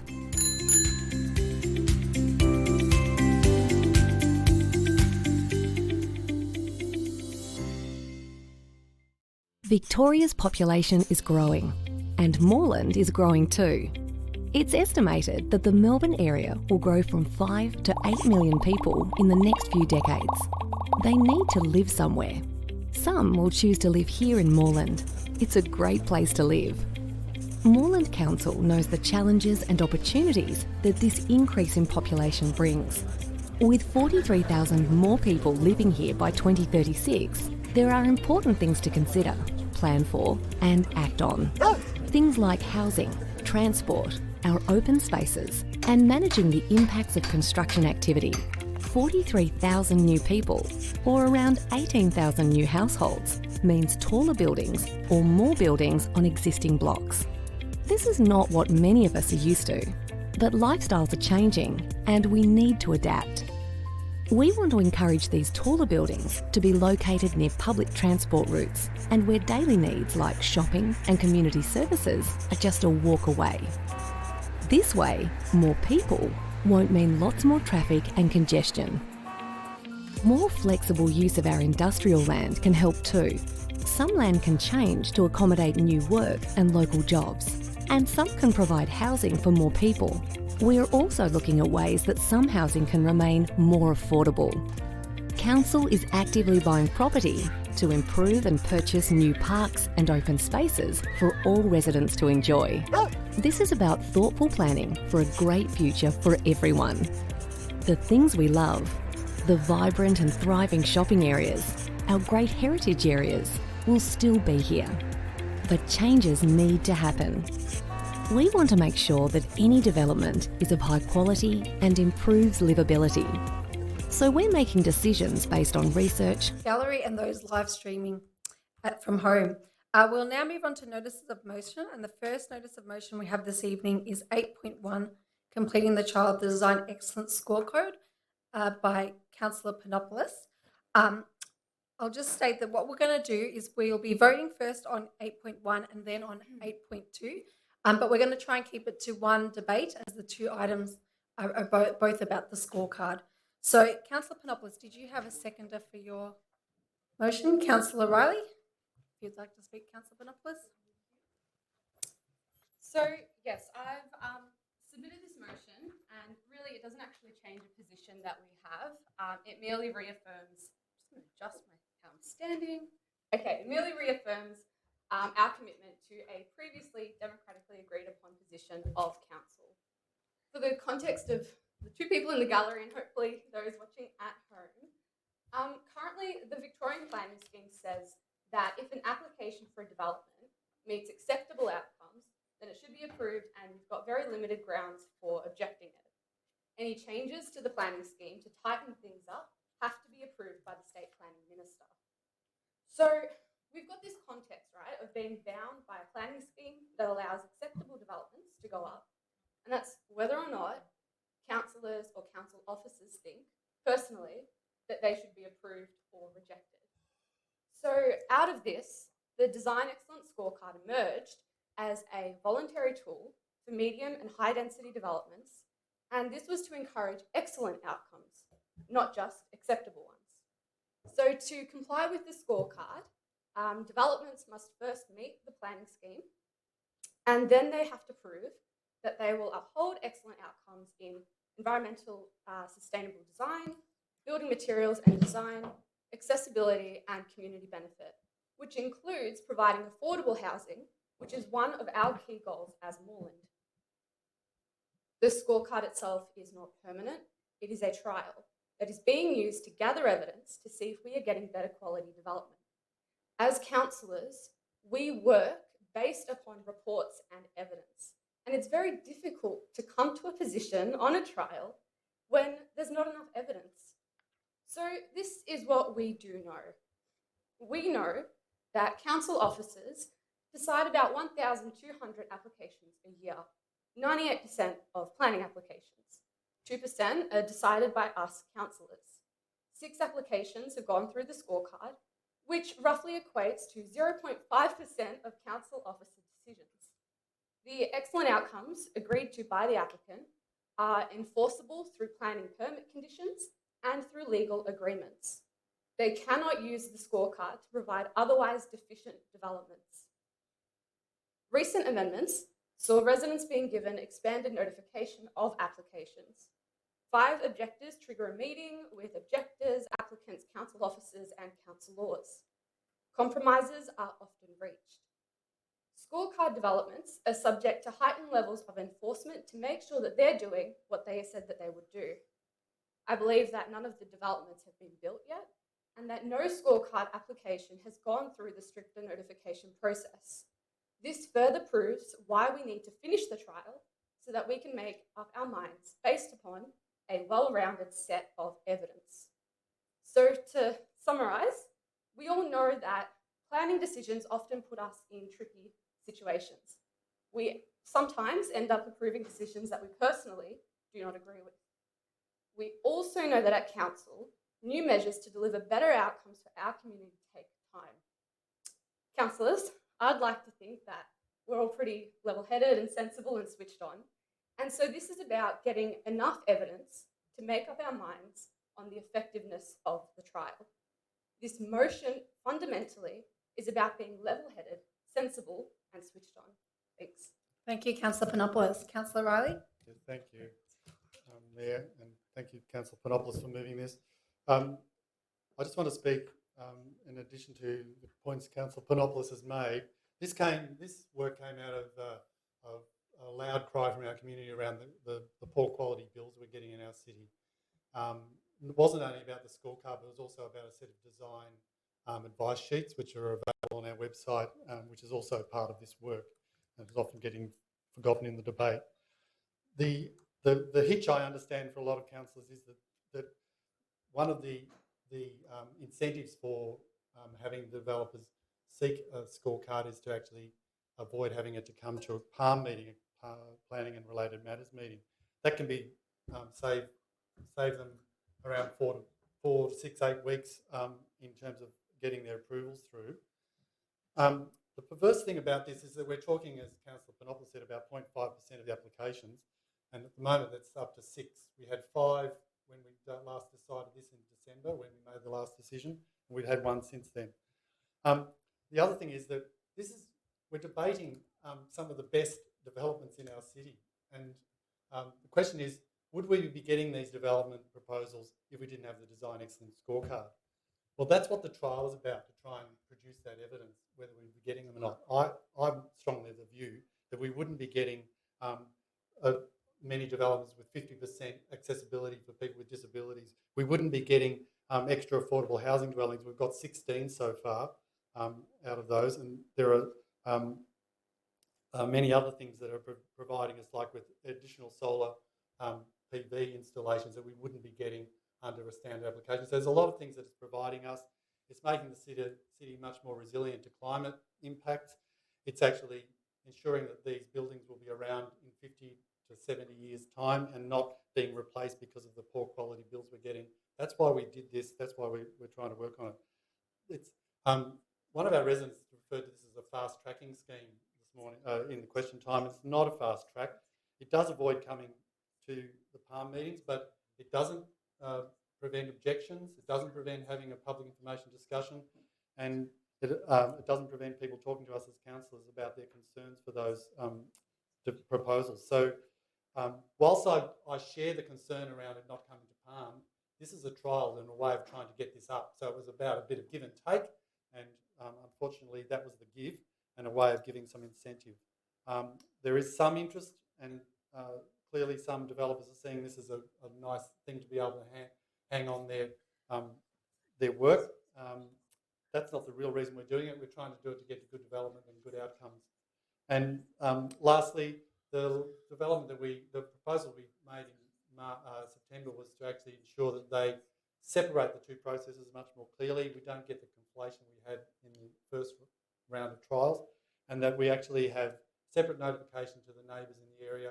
They get leafleted, they get informed about this much earlier, and being aware that Time, it has Councillor to. Riley. Thank you. It has to comply with the scheme, as Councillor Panopoulos has said.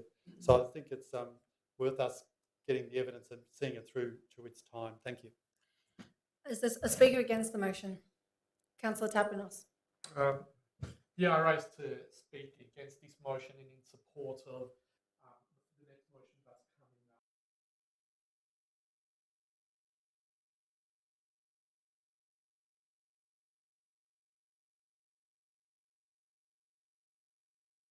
up. Change the planning scheme.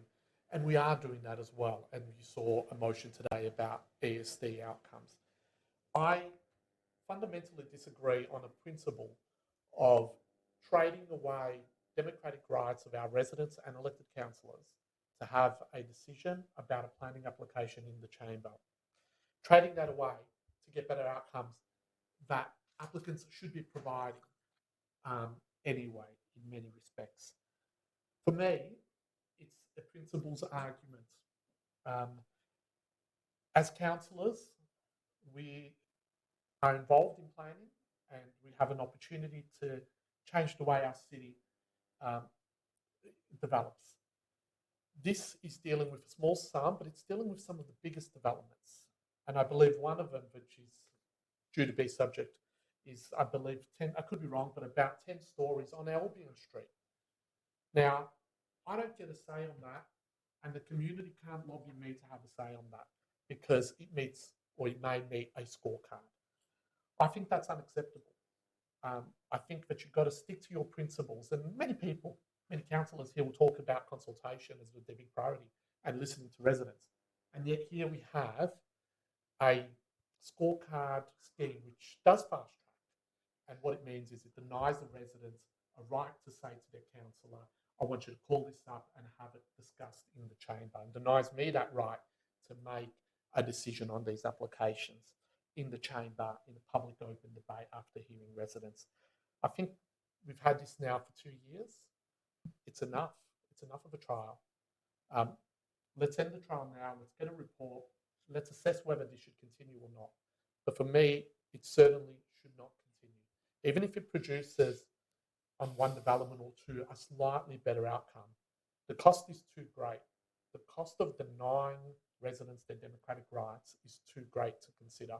And on that principles alone, this should be thrown out. So I urge councillors to end the trial. It can't just keep going indefinite. It was only meant to be 12 months. It's now 25 months. And make a decision on this one way or the other at a future council meeting. But just to keep a trial going now for a third year is a way of actually saying, well, we're just implementing this through the trial process without actually looking at the evidence and making the decision. But for me, it's very clear. If you support residents' rights, if you support democratic decision-making in the Time, chamber, Councillor Tapinos. this scorecard should be not implemented, and these rights should not be watered down. Is there another speaker in favour of the motion? Councillor Conlon. Yeah, so as Angelica eloquently put, the purpose of the scorecard is to achieve higher quality environment, accessibility, and social housing outcomes. And to incentivise these outcomes, the scorecard takes councillors out of the decision-making process and instead allows council officers to decide the applications instead. So members of the community have raised discomfort about this trade-off between democratic oversight and better planning outcomes. And I do hear those valid concerns, but this is why the scorecard is being trialled rather than being implemented permanently from the outset, so that we can critically assess its outcomes. And so in September this year, there will be a thorough assessment of the scorecard's impacts, including the merits of trading off councillor input for higher quality planning outcomes. I'm keen to ensure that the community's views are meaningfully incorporated into the review of the trial, and I'm happy to talk to community groups to discuss further. And I look forward to the results of the trial. Thank you, Councillor Conlon. Another speaker against the motion, Councillor Yildiz. Not really against the motion. Sorry, Councillor Yildiz, I've do got you have point a of clarification? point of clarification? Yep. Just I guess a point. All we're really doing here is extending the trial up until September. It's already been extended to September. Okay, that's fine. So realistically, you're not. I don't want to change anything. Thank you. Okay. Thank you, wanted to Councillor confirm Yildiz. Councillor Bolton. Where to start? Firstly, my motion, which is the next motion to be debated, is simply calling for an end to the trial. So my motion doesn't take a position on the scorecard. I've got some criticisms of the scorecard, particularly the stripping away of residents' rights, and the removal of residents' rights to be able to come and present their case at a planning and other related matters meeting is an important right, and it's like other democratic rights. You don't know, a lot of people don't know they need those democratic rights until they need to use them. They don't know that they need the right to be able to go and petition against ambulance cutbacks in a supermarket, in front of a supermarket, until they need to do it, and then suddenly they discover they don't have the right to do that anymore. I mean, that was one real example that did happen. So often people don't know they need a right until they go to exercise that right. And the first time that there was a scorecard development in a residential area, the residents felt that it was a fait accompli. That was their impression when they attended the planning and information discussion meeting that were known as the PID. I guess the thing is, how long are we going to keep extending and extending and extending and extending this trial, like what's happened with cashless scorecard? This was only initially voted on as a 12-month trial. Then in December 2019, it was extended further and made easier for medium density developers. Then just before, on the eve of the election, it was extended even further to September. So yes, of course, these are all democratic rights. And if we vote to end the trial today, that will be a democratic decision. And if we vote to, allow the trial to go on, that'll be a democratic decision. But I think over 2 years, is sufficient for a trial to be able to assess whether or not the loss of residents' right is something which is worthwhile continuing with compared to potential advantages out of the scorecard. I think we should vote down this motion that Councillor Panopoulos has put forward. And I think especially anyone who's committed to residents' rights, I think that what we are doing now, I'll end on this point, what we're doing now by persisting with something which strips away residents' right to go to a PALM meeting flies in the face of all of our good notions about community engagement. Thank you, Councillor Bolton. I'd like now to speak in favour of the motion. It's interesting to hear councillors talking about resident rights and community rights, because one of the most fundamental rights for people is the right to a home, a house, a roof over their head. So when we're talking about planning decisions, we're not talking about just current residents, but also future residents and the future of this city to house people in affordable housing, in medium density housing, in different types of accommodation. That means that people can live in Moreland, that they're not going to have to live in the outer suburbs, that they're not going to have to move further and further away from public transport and access. And we talk about these things a lot of times, but when you actually talk about these issues and how to resolve these issues, we have to look at development in a very, very constructive way to actually look at how we house people and what the future of housing looks like in the city. I want to also talk about this idea about democratic rights and what rights residents have or may have been losing in this process. Councillor Panopoulos already summarised it really eloquently when she explained how many developments are already under delegation to officers. Okay, so 0.5% is what the stat that she had worked out. So to recognise that is to say that these residents can come to us about all kinds of developments in the city. They come to us about their own developments that they're building, frustrations with planners around all kinds of issues, and we discussed it the other day, local laws issues that they're dealing with all the time. It's not that they can't still come to their councillors and deal with issues relating to developments and other matters in their city. The other thing is they still have the planning information discussion. They still have access to councillors and to officers to discuss the issues related to the developments. We've already stated how it fits within the planning scheme, and what I've stated time and time again when I support this trial is that I am saying I support all developments that come under this trial, because under delegation I already have given the all clear that these are developments I would support. Now, as someone deciding on planning matters, I do not make my decisions only by being lobbied by residents. I make them on the planning scheme and on the quality of the developments. Thank you. Are there any other speakers against the motion? Councillor Al-Halabi, are you speaking against the motion? Look, I will, according to the report we have in front of us here, we're going to decide on it soon. We have 1,000 applications during the trial. Of the 1,000 applications, only 5 is comply with the scorecard. Now, of that 5, they're all high-rise. All, nothing is medium or small building. Now, trial, I'm happy to support the trial to continue with the condition stand, but now we add extra condition. Either we have to vote it out and it endorses a new resolution with new trial, or we have to stick what we have and continue with it. So we make it difficult. If the applicant met all, comply with the planning scheme, if the applicant comply with the planning scheme, we can't just put an extra request. So that's what I'm trying to do. That's why it's the way it stands, I will definitely vote against. Okay, Councillor Al-Halabi. Councillor Pulford. I'll just point of clarification that so this just keeps things as they are under the current design excellence scorecard. So just being really clear, this isn't about an extension or a new thing. It's just keeping it as it is. Yeah. So what's the purpose of the motion then? Why is it here? To reaffirm our commitment as outlined in the motion. Yeah. So I just listening to Councillor Al-Halabi's speech, I wasn't sure whether that was fully. Does it mean we're walking away from the scorecard trial, or we're walking away from policy? And we endorse a policy indirectly, which is illegal.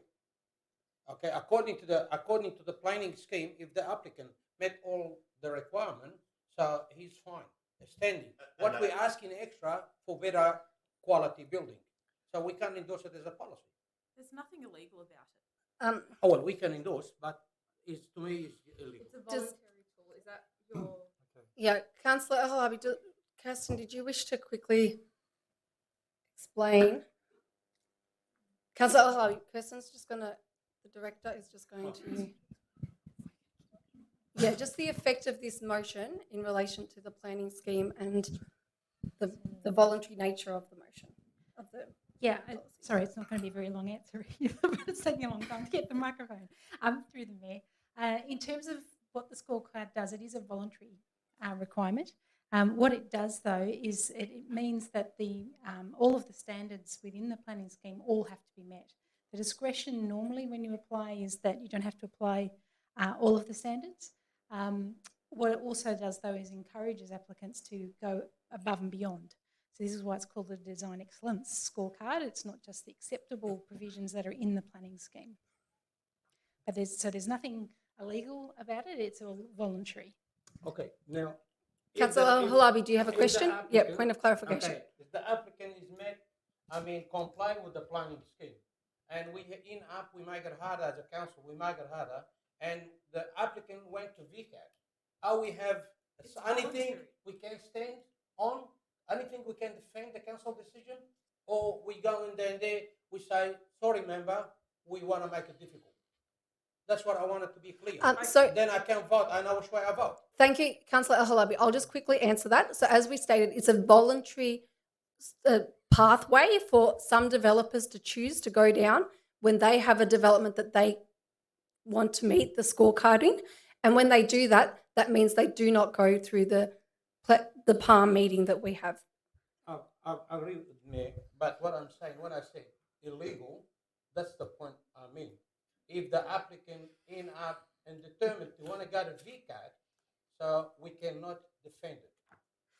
So we don't have anything in the hand.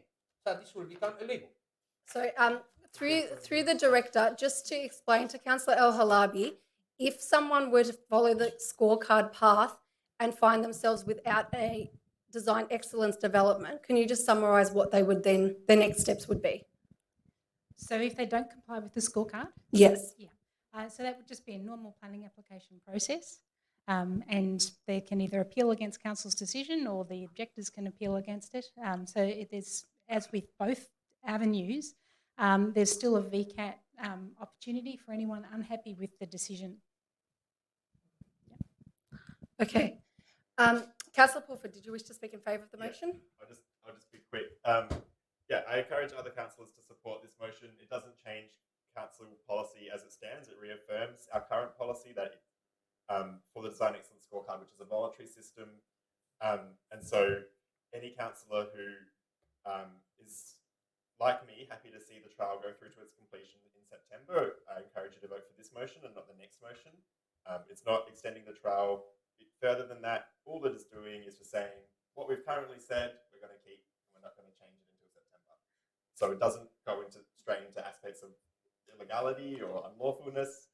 All it does is just say, cool, let's sit with it, find it out in September, and then we can make a decision on whether we want to make it permanent. So please vote for this motion if that sounds okay to you. Thank you, Councillor Pulford. Are there any other speakers against the motion? No? Councillor Panopoulos, did you wish to have a right of reply? Yes, please. So I suppose further to the points that have been raised about democratic participation and residents' rights, I think that it's a bit hypocritical, quite frankly, to complain about 0.5% of applications when 98% are heard under delegation.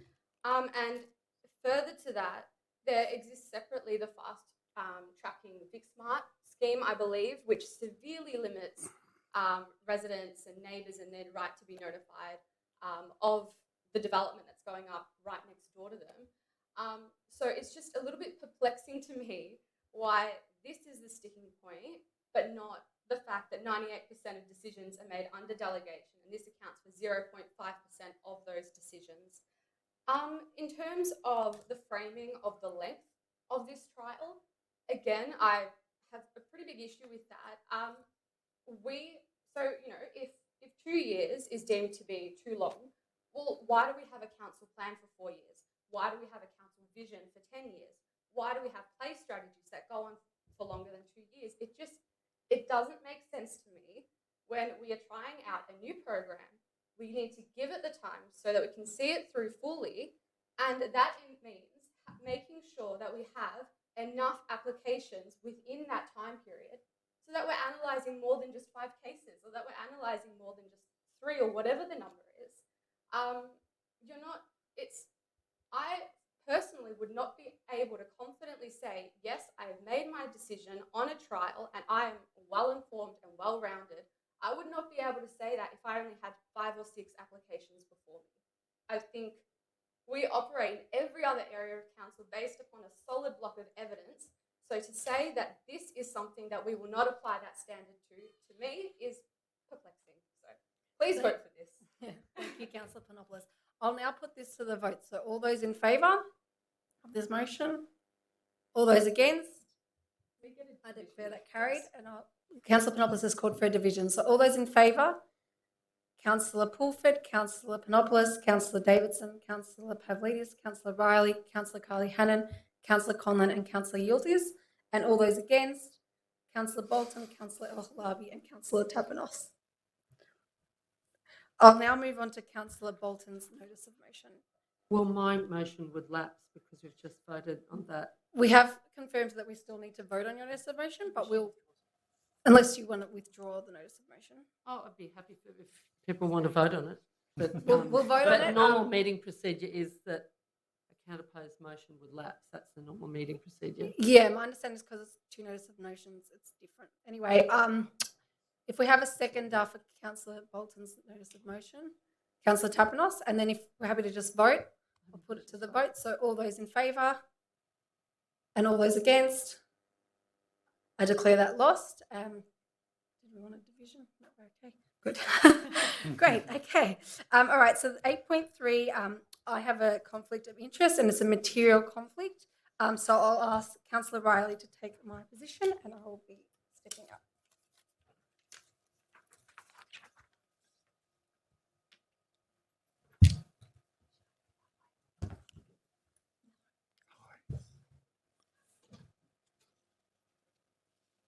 Thank you, councillors, and to the audience and public listening. Whilst the Mayor has declared a conflict of interest, we're going to look at item 8.3, the waive of higher fees for refugee voices, and this has been proposed by Councillor Tapanos. I so move with slight changes, just to clarify that all fees be waived. So there was just some minor wording changes. I can actually read it if you wish. The council waives Coburg Town Hall hire fees and associated security, cleaning, and all other fees for the community organisation Refugee Voice for a fundraising event to be held on Saturday, 13th of March, 2021, in support of people recently released from Park Hotel in Carlton, who were brought to Australia through Merri-bek. Thank you, Councillor Tapanos. Do we have a seconder? Councillor Panopoulos, sorry. I'm going to call you by your first name. So you can speak to your motion. I think this is a great event. What I really like about this event is that it actually gives the voice for people with lived experience of having gone through what must be a very traumatic detention period in Australia, and then the political instability of whether they would stay or what government policy is. And of course, we've had in this chamber before debates about the temporary sort of location of detention centres through our hotels. But I think it would be a really informative event, and I know that a lot of members in our Moreland community would really appreciate going and hearing directly from refugees about their experience. And I think it's it in a way humanises the issue of refugees and asylum seekers in Australia, because we hear sometimes the government refer to them as illegals or the other, but actually coming together, hearing the voices, sharing the meal together, and sharing those experiences is a really positive way of telling the refugee story in our society and gaining support for the broader political issue about how our federal government treats refugees and asylum seekers. Thank you, Councillor Tapanos. Does the seconder wish to speak? Yes, thank you, Deputy Mayor. So I think, this is a great motion, and I'm very happy to support it. As Councillor Tapanos has outlined, our government's treatment of refugees and people seeking asylum in this country and in offshore detention and people on visas has been horrific, and it's been documented for over a decade, for close to 2 decades, since the whole Tampa affair is when it really kicked off. So I think that this is a really good opportunity for us to come together and celebrate the fact that although it's not everybody from the Park Hotel, and there are still people in the Broadmeadows Mida Detention Centre and so on, that like in the refugee movement, there is not often a victory. You do not often have people out in the street, and you do not often get to celebrate, even though they are on temporary visas and have not been given adequate accommodation and support and so on. So to be able to come together and just have a nice evening will be very important, and it's really good to actually meet people outside of our own bubbles and to hear firsthand from people that have gone through something that is so horrific, because that increases our own empathy, and that can only be a good thing. Thank you, Councillor Panopoulos. Are there any other councillors who wish to speak against the motion? Oh, not against, definitely not against. There are no other speakers against. Are there any councillors who wish to speak? Councillor Bolton. Yes, I would like to speak. I absolutely support the motion, and Refugee Voices has been is one of the organisations that's been supporting the daily protests outside the Park Hotel. And in particular, this is an organisation that is run by refugees themselves. And that's a really strong point. There are some other organisations like that as well who really feel like they want to advocate on their own behalf rather than just have other groups advocating on their behalves. and it is particularly focused on fundraising for the group of people who've been recently released from detention. And there actually are a few cities now as a result of our protests and so forth. There are over 60 people who've been released, might actually even be more, but there's still people in detention. And certainly some people, like one guy in the Park Hotel in Swanston Street, attempted suicide after some of the refugees were released, because people really don't know when they will ever get released and why they've been kept behind. And while people are kept in prison, they've got situations where they haven't seen children for 8 years, and they've lost, there's no connection there now as a result of being kept in detention. There is going to be a very big rally on Sunday the 28th of March, which is going to be a nationwide rally, the Walk for Justice for Refugees rally. And I'd certainly urge people to attend and support that, because I think the refugee rights campaign is really equivalent to a modern day anti-slavery campaign. It's of that level of moral significance in Australia, and we won't be able to move forward unless there's justice for Aboriginal people, Aboriginal and Torres Strait Islander people. We also won't have justice in Australia until we have justice for refugees. Thank you, Councillor Bolton. Are there any other speakers in debate? Councillor Pulford. I'll be brief, sorry. I just want to say I met the founder of Refugee Voices, Ahmad, in a training program at the start of last year, and he was really founding Refugee Voices off his own bat. He's a person who came to Australia seeking asylum and now lives in Australia, and so he has lived experience of what it is like to seek asylum and to become a refugee. And I think just really impressive that his organisation that he started up, at the start of last year, is now one of the major organisations supporting the rallies, supporting the protests, and even supporting the people who have been finally released. And so, yeah, congratulations to Ahmed and all the incredible volunteers in that organisation. And I'm very happy to support this. Thank you. Are there any other speakers? I'd just like to add, if I may, part of the reason why I'm sitting here tonight is because of this issue. I became politically active during the Tampa. I wouldn't be here tonight if it wasn't for this. I actually gave up some of the time and effort on the campaign. I've worked with Councillor Bolton for quite a few years and many others, and I've continued to support it, but I turned my energy into doing council stuff. But I really appreciate the effort of campaigners, human rights activists, and the voices that these refugees are expressing through this format. And I think it's a great way for council to support that and continue to advocate in this pretty horrid space. And the sooner we release more of them and give them some definite futures in their lives, it would be a really just thing for us as a country to do. So on that note, there are no other speakers. I'll put the motion to the vote. All those in favour? All those against? That's carried. Is that unanimous? I believe it was. Can we ask the Mayor to come back into the room, please? Thanks. And I'll vacate the chair and hand it back to the Mayor. Thank you.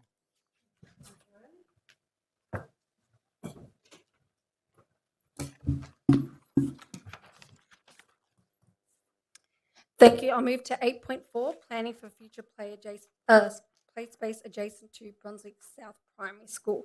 Moved by Councillor Riley, and to have a seconder, Councillor Tapanos to second. Thank you, Councillor Tapanos. Briefly, this is on the agenda. I'm just putting the motion as put. Essentially, the Brunswick South Primary School have spoken to ward councillors in the past about seeing some improvements around the school. It's a very small school site, and there's a wonderful linear park next door. Given the topic for playgrounds and parks tonight and the recurring theme, this is a positive move to actually look at expanding the sort of opportunities for the kids to go outside on the south boundary into the linear park of Park Street, and to look at enhancing that space and hopefully giving some opportunity for kids who are younger, but also perhaps some older ones as well. Seems to be the age group that we're wanting to cater to. And as one of the questioners, I think Deanna might have said tonight, a lot of her kids go over to Douglas Street from this school, so this will be a really good opportunity for them to be able to play around their own school space, perhaps after school, but also for them to use it during playtimes and play and recess breaks. So that's what this is calling for a report to look at doing that work. It's also asking for some further reports to look at greening Rathdown Street. It's the very top of Rathdown Street between Brunswick and Road and the Park. It's a very wide piece of street, and they're wanting to see it planted out more and turned more green, so that it's not producing so much of an urban heat island effect. And lastly, to look at the options for having extra crossing supervisors at the corner of Lygon and Brunswick Road, because it's one of our most busy intersections, and a lot of students and parents won't even bring their kids through that crossing, never mind just send them on their own. So I think it'd be great to be able to free parents up if we can get some extra crossing supervisors there, and those parents who do want to walk with their kids could do it safely with a supervisor. So it provides all those options. So I look forward to that, people supporting this and seeing the report come back. I look forward to your support. Thanks. Thank you, Councillor Riley. Councillor Tapanos? Yes, I think Councillor Riley has said it all really well, but just to emphasise once more that we heard during the question time that open space and kids' playgrounds is such an important part now of our community, and particularly with COVID, people have really learned the value of their local parks. So I guess what the future reports that come to the chamber out of this notice of motion will really have a look at how you can improve safety, particularly on Rathdown Street in Brunswick.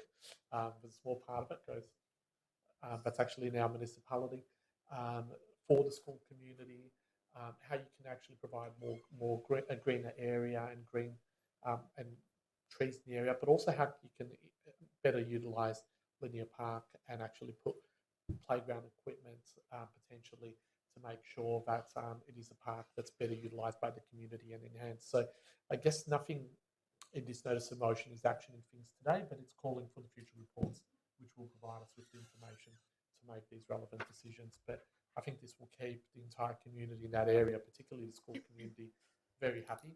But also you will notice many other users, as we heard, Scouts Hall, and you heard the issues about the reserves, and it's not just Douglas, but it's also Balfour, and it's also the overuse of the reserves at Methven and Fleming Park. It's an area that needs investment. Thank you, Councillor Tapanos. Are there any speakers against the motion? I'll put it to the vote. All those in favour? Against? Declare that carried. 8.5, climate risk and preparing the council plan. That's also Councillor Riley. And the seconder, Councillor Bolton. Actually, can I second if you're happy with a small amendment to add in at the end of point B, including extreme heat? Yeah, that's fine. That's acceptable. Thanks. Thank you. Can we add that? Thank you. So thank you, Councillor Bolton, for seconding and proposing that minor amendment. This is about looking ahead and while we're working on our council plan and our vision for the city, taking into account the impacts of climate change, the climate emergency, and the fact that the Local Government Act of last year, 2020, refers to the need to do this work, and it's just highlighting that and bringing it to the forefront of everyone's minds as council staff, as councillors, and as residents and citizens of Moreland, and that we want to make sure that we get other levels of government taking some consideration for these matters as well, not just local governments. So we're wanting to provide more protection for our own citizens, our own people. We know urban heat and disasters, but the impact of severe heat waves is one of the largest killers in Australia, and we know as Australians the terrible impact that bushfires and the dreadful fires of 1920 summer had, the worst fires that we've ever seen in this continent. We've a lot to learn from our Indigenous custodians about how to manage and care for that. The other thing this motion is seeking is to look at advocating for a disaster levy. That is a levy of $1 $1 per tonne on fossil fuels to actually help address that problem. It's a proposal from the Australian Institute, and it's fairly straightforward. It's a way of mitigating some of the impacts that we're having from the enormous output we have and the reliance Australia has currently on fossil fuels. And finally, it calls on us as a council to notify our MPs, other mayors and the Municipal Association, the Local Governments, Victoria Local Governments Association and Climate Emergencies Australia, that we're requesting this kind of action as councils are preparing their local council plan and dealing with the enormous threats of the climate emergency. I'll leave it at that. Thanks. Thank you, Councillor Riley. Councillor Bolton. Thanks for that, and thanks, Councillor Riley, for accepting my amendment, because sometimes when people talk about climate risks, sometimes it's focusing on bushfires and floods and all sorts of other things, and sometimes heat can get dropped out as a risk. And recently there was a report which came out, which I only really got to skim some of the media articles, that some sports may not be, that are summer sports may not be able to be played in summer anymore. I can't remember the time frame, might be 20 or 30 years because of the temperature rises. And I know that's hard to imagine because we've had a cold summer where I sort of do feel like someone's stolen summer from me. And Melbourne actually has had relatively mild summers for a few years, but that's not going to last. We will be back at some point to some really extreme heat waves that we have had before in Melbourne, and it is heat waves are a huge risk. And while we've all been distracted with dealing with COVID, or the whole world's been distracted with COVID, there've been a lot of scary things happen in terms of the climate, and which have got a little bit of coverage in the media, but not that much because everyone's been freaked out by COVID. But this is going to change our lifestyles unless there's unless there's dramatic change in a short period of time. So yeah, I think it's a good motion. Thank you, Councillor Bolton. Are there any speakers against? I'll put that to the vote. All those in favour? Against, declare that carried. Declare that carried as unanimous, please. Yeah, unanimous. 8.6, Councillor Yildiz' motion to waive high fees for Glenroy Arts Group Biennial Art Show, and if he has Councillor Davidson to second. Yeah, look, it's almost 10 o'clock. I think this notice of motion speaks for itself. Can I make a slight amendment, if it's acceptable to Councillor No, Yildiz? it's not. No, go. That we extend it to 2025, so the end of the council term, rather than just a year. So is that okay? It's not, because it's not a massive expense anyway. But no, and but so they don't have to keep coming back again and again. 24, sorry, 20. Yeah, 2024. As long as there's no massive resourcing and cost implication of that thing. So okay, yeah, absolutely, 100%. Great. Any speakers against? Or did you want to speak to it? Just super quickly, I'd just like to say this is for the Glenroy Art Group. They hold 2 art shows a year. They are a not-for-profit organisation, and the expense of having to hire the hall would be far too great for them to cover. The cost would be $1,462. So this is seeking to waive those fees to allow them to have free use of that hall for their exhibitions twice a year until 2024. There's a lot of talent there. It's a great group. Great, thanks, Councillor Davidson. Any speakers against? No, I'll put it to a vote. All those in favour? Against, declare that carried unanimously. 8.7, access to local community news in Moreland, moved by Councillor Pulford, seconded by Councillor Panopoulos. Okay. So this motion just requests a report into the current state and availability of local community news outlets in Moreland, and looking at ways that council could increase access to local news in Moreland. That may be by expanding its own work, it could be by supporting existing or emerging local news outlets, or funding a new independent local media outlet. It also asks for the report to look into ways it can support local journalists and journalism students in Moreland.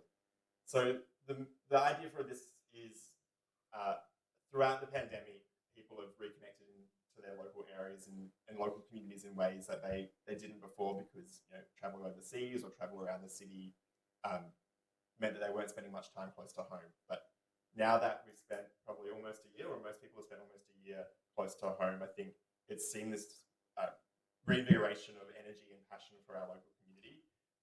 And I know this is happening all around Australia, but at the same time, the only printed newspaper we had here, the Moreland Leader, ceased its print edition in April 2020. So there is a gap there, and there are some incredible local groups who are stepping up and are passionate about our local community and want to see that reported. So there's, I think, the Moreland Star, there's Brunswick Voice, there's the Coburg Meddler who are out there already, and I imagine they're mostly doing it from a volunteer basis.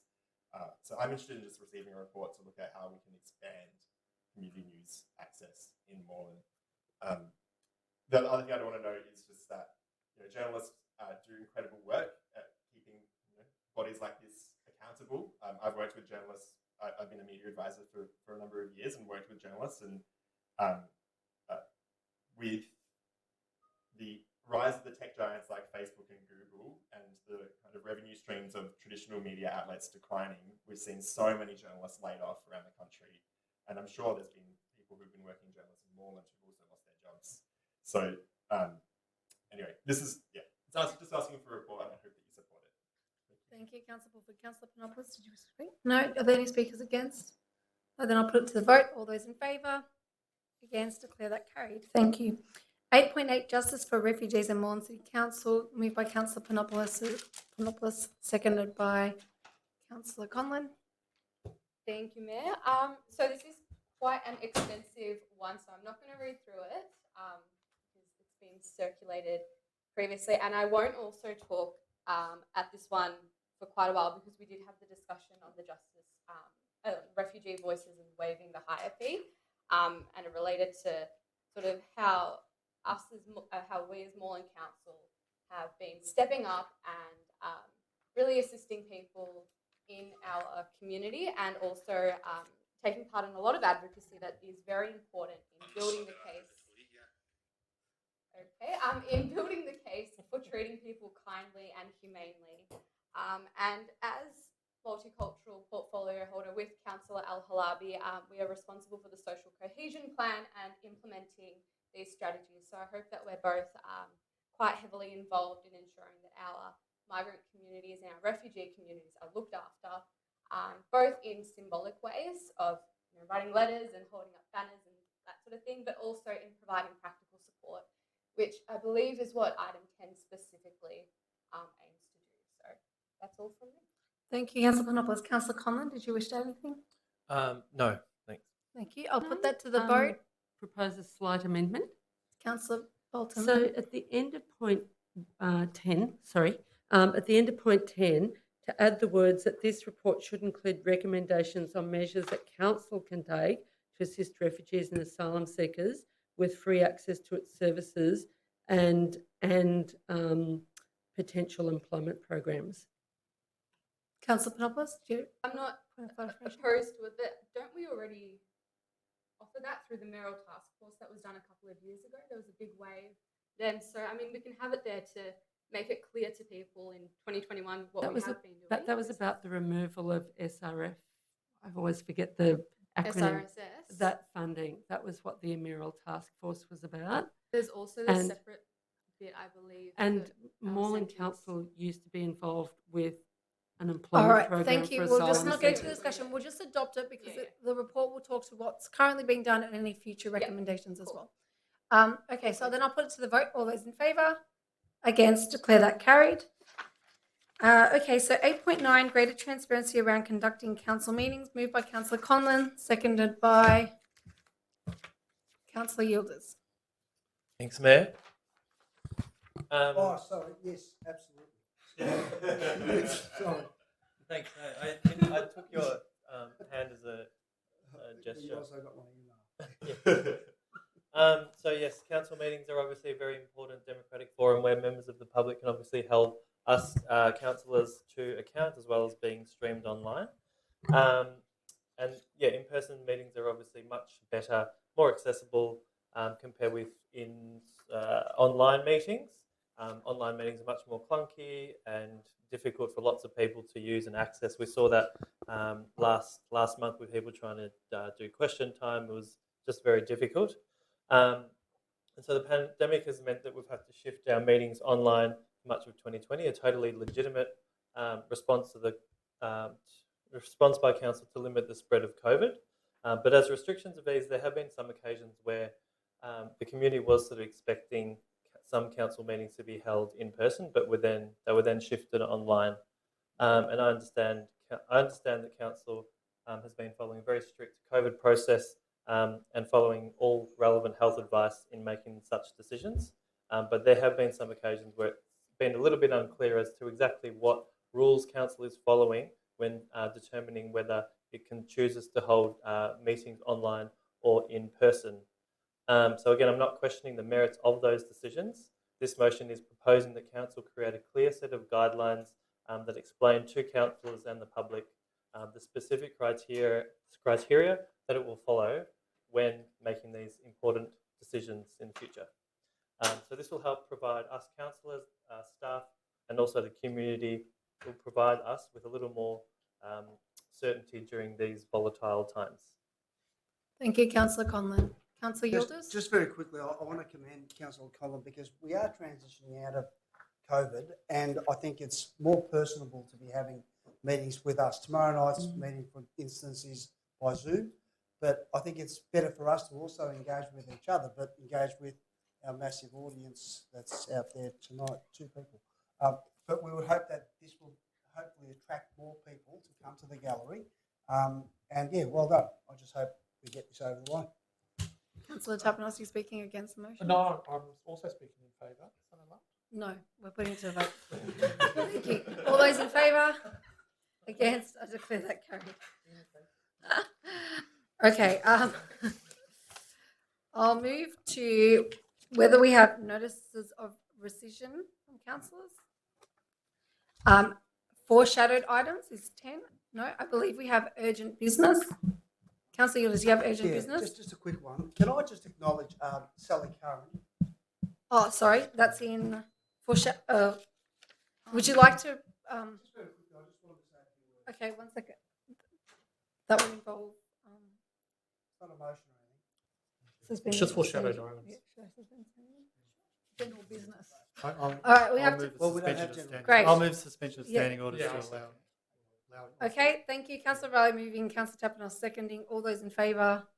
Against, declare that carried. Okay, Councillor She's already embarrassed, and I appreciate that, but she's been here just on 3 years, and I'm really disappointed that she made that decision to move on from the 20th of March this year because she's been fantastic, and I just want to thank her on behalf of all of us. I'm sure most of you would agree, those that have served under her.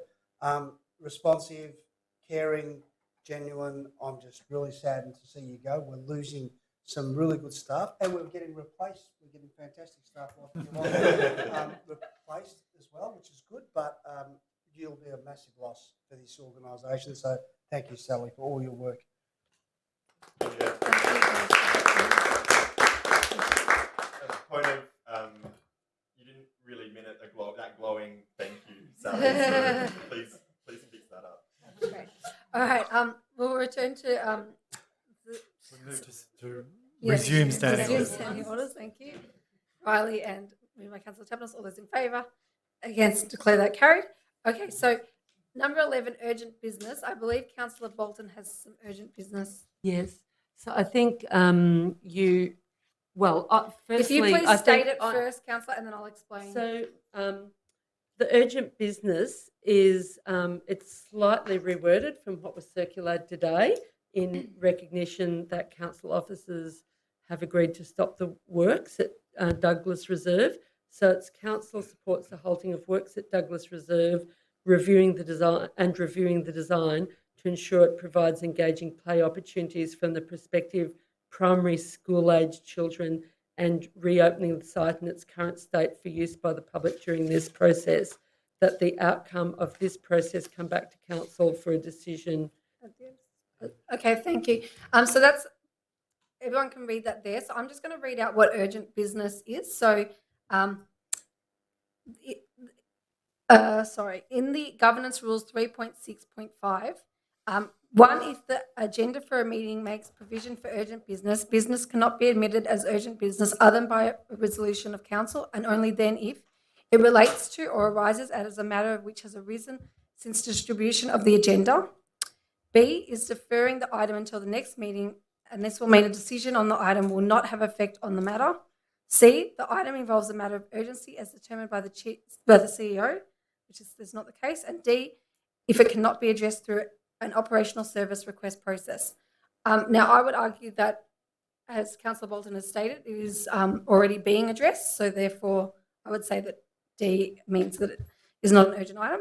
But if we have a seconder for Councillor Bolton's urgent business, Councillor Conlon, you're seconding it?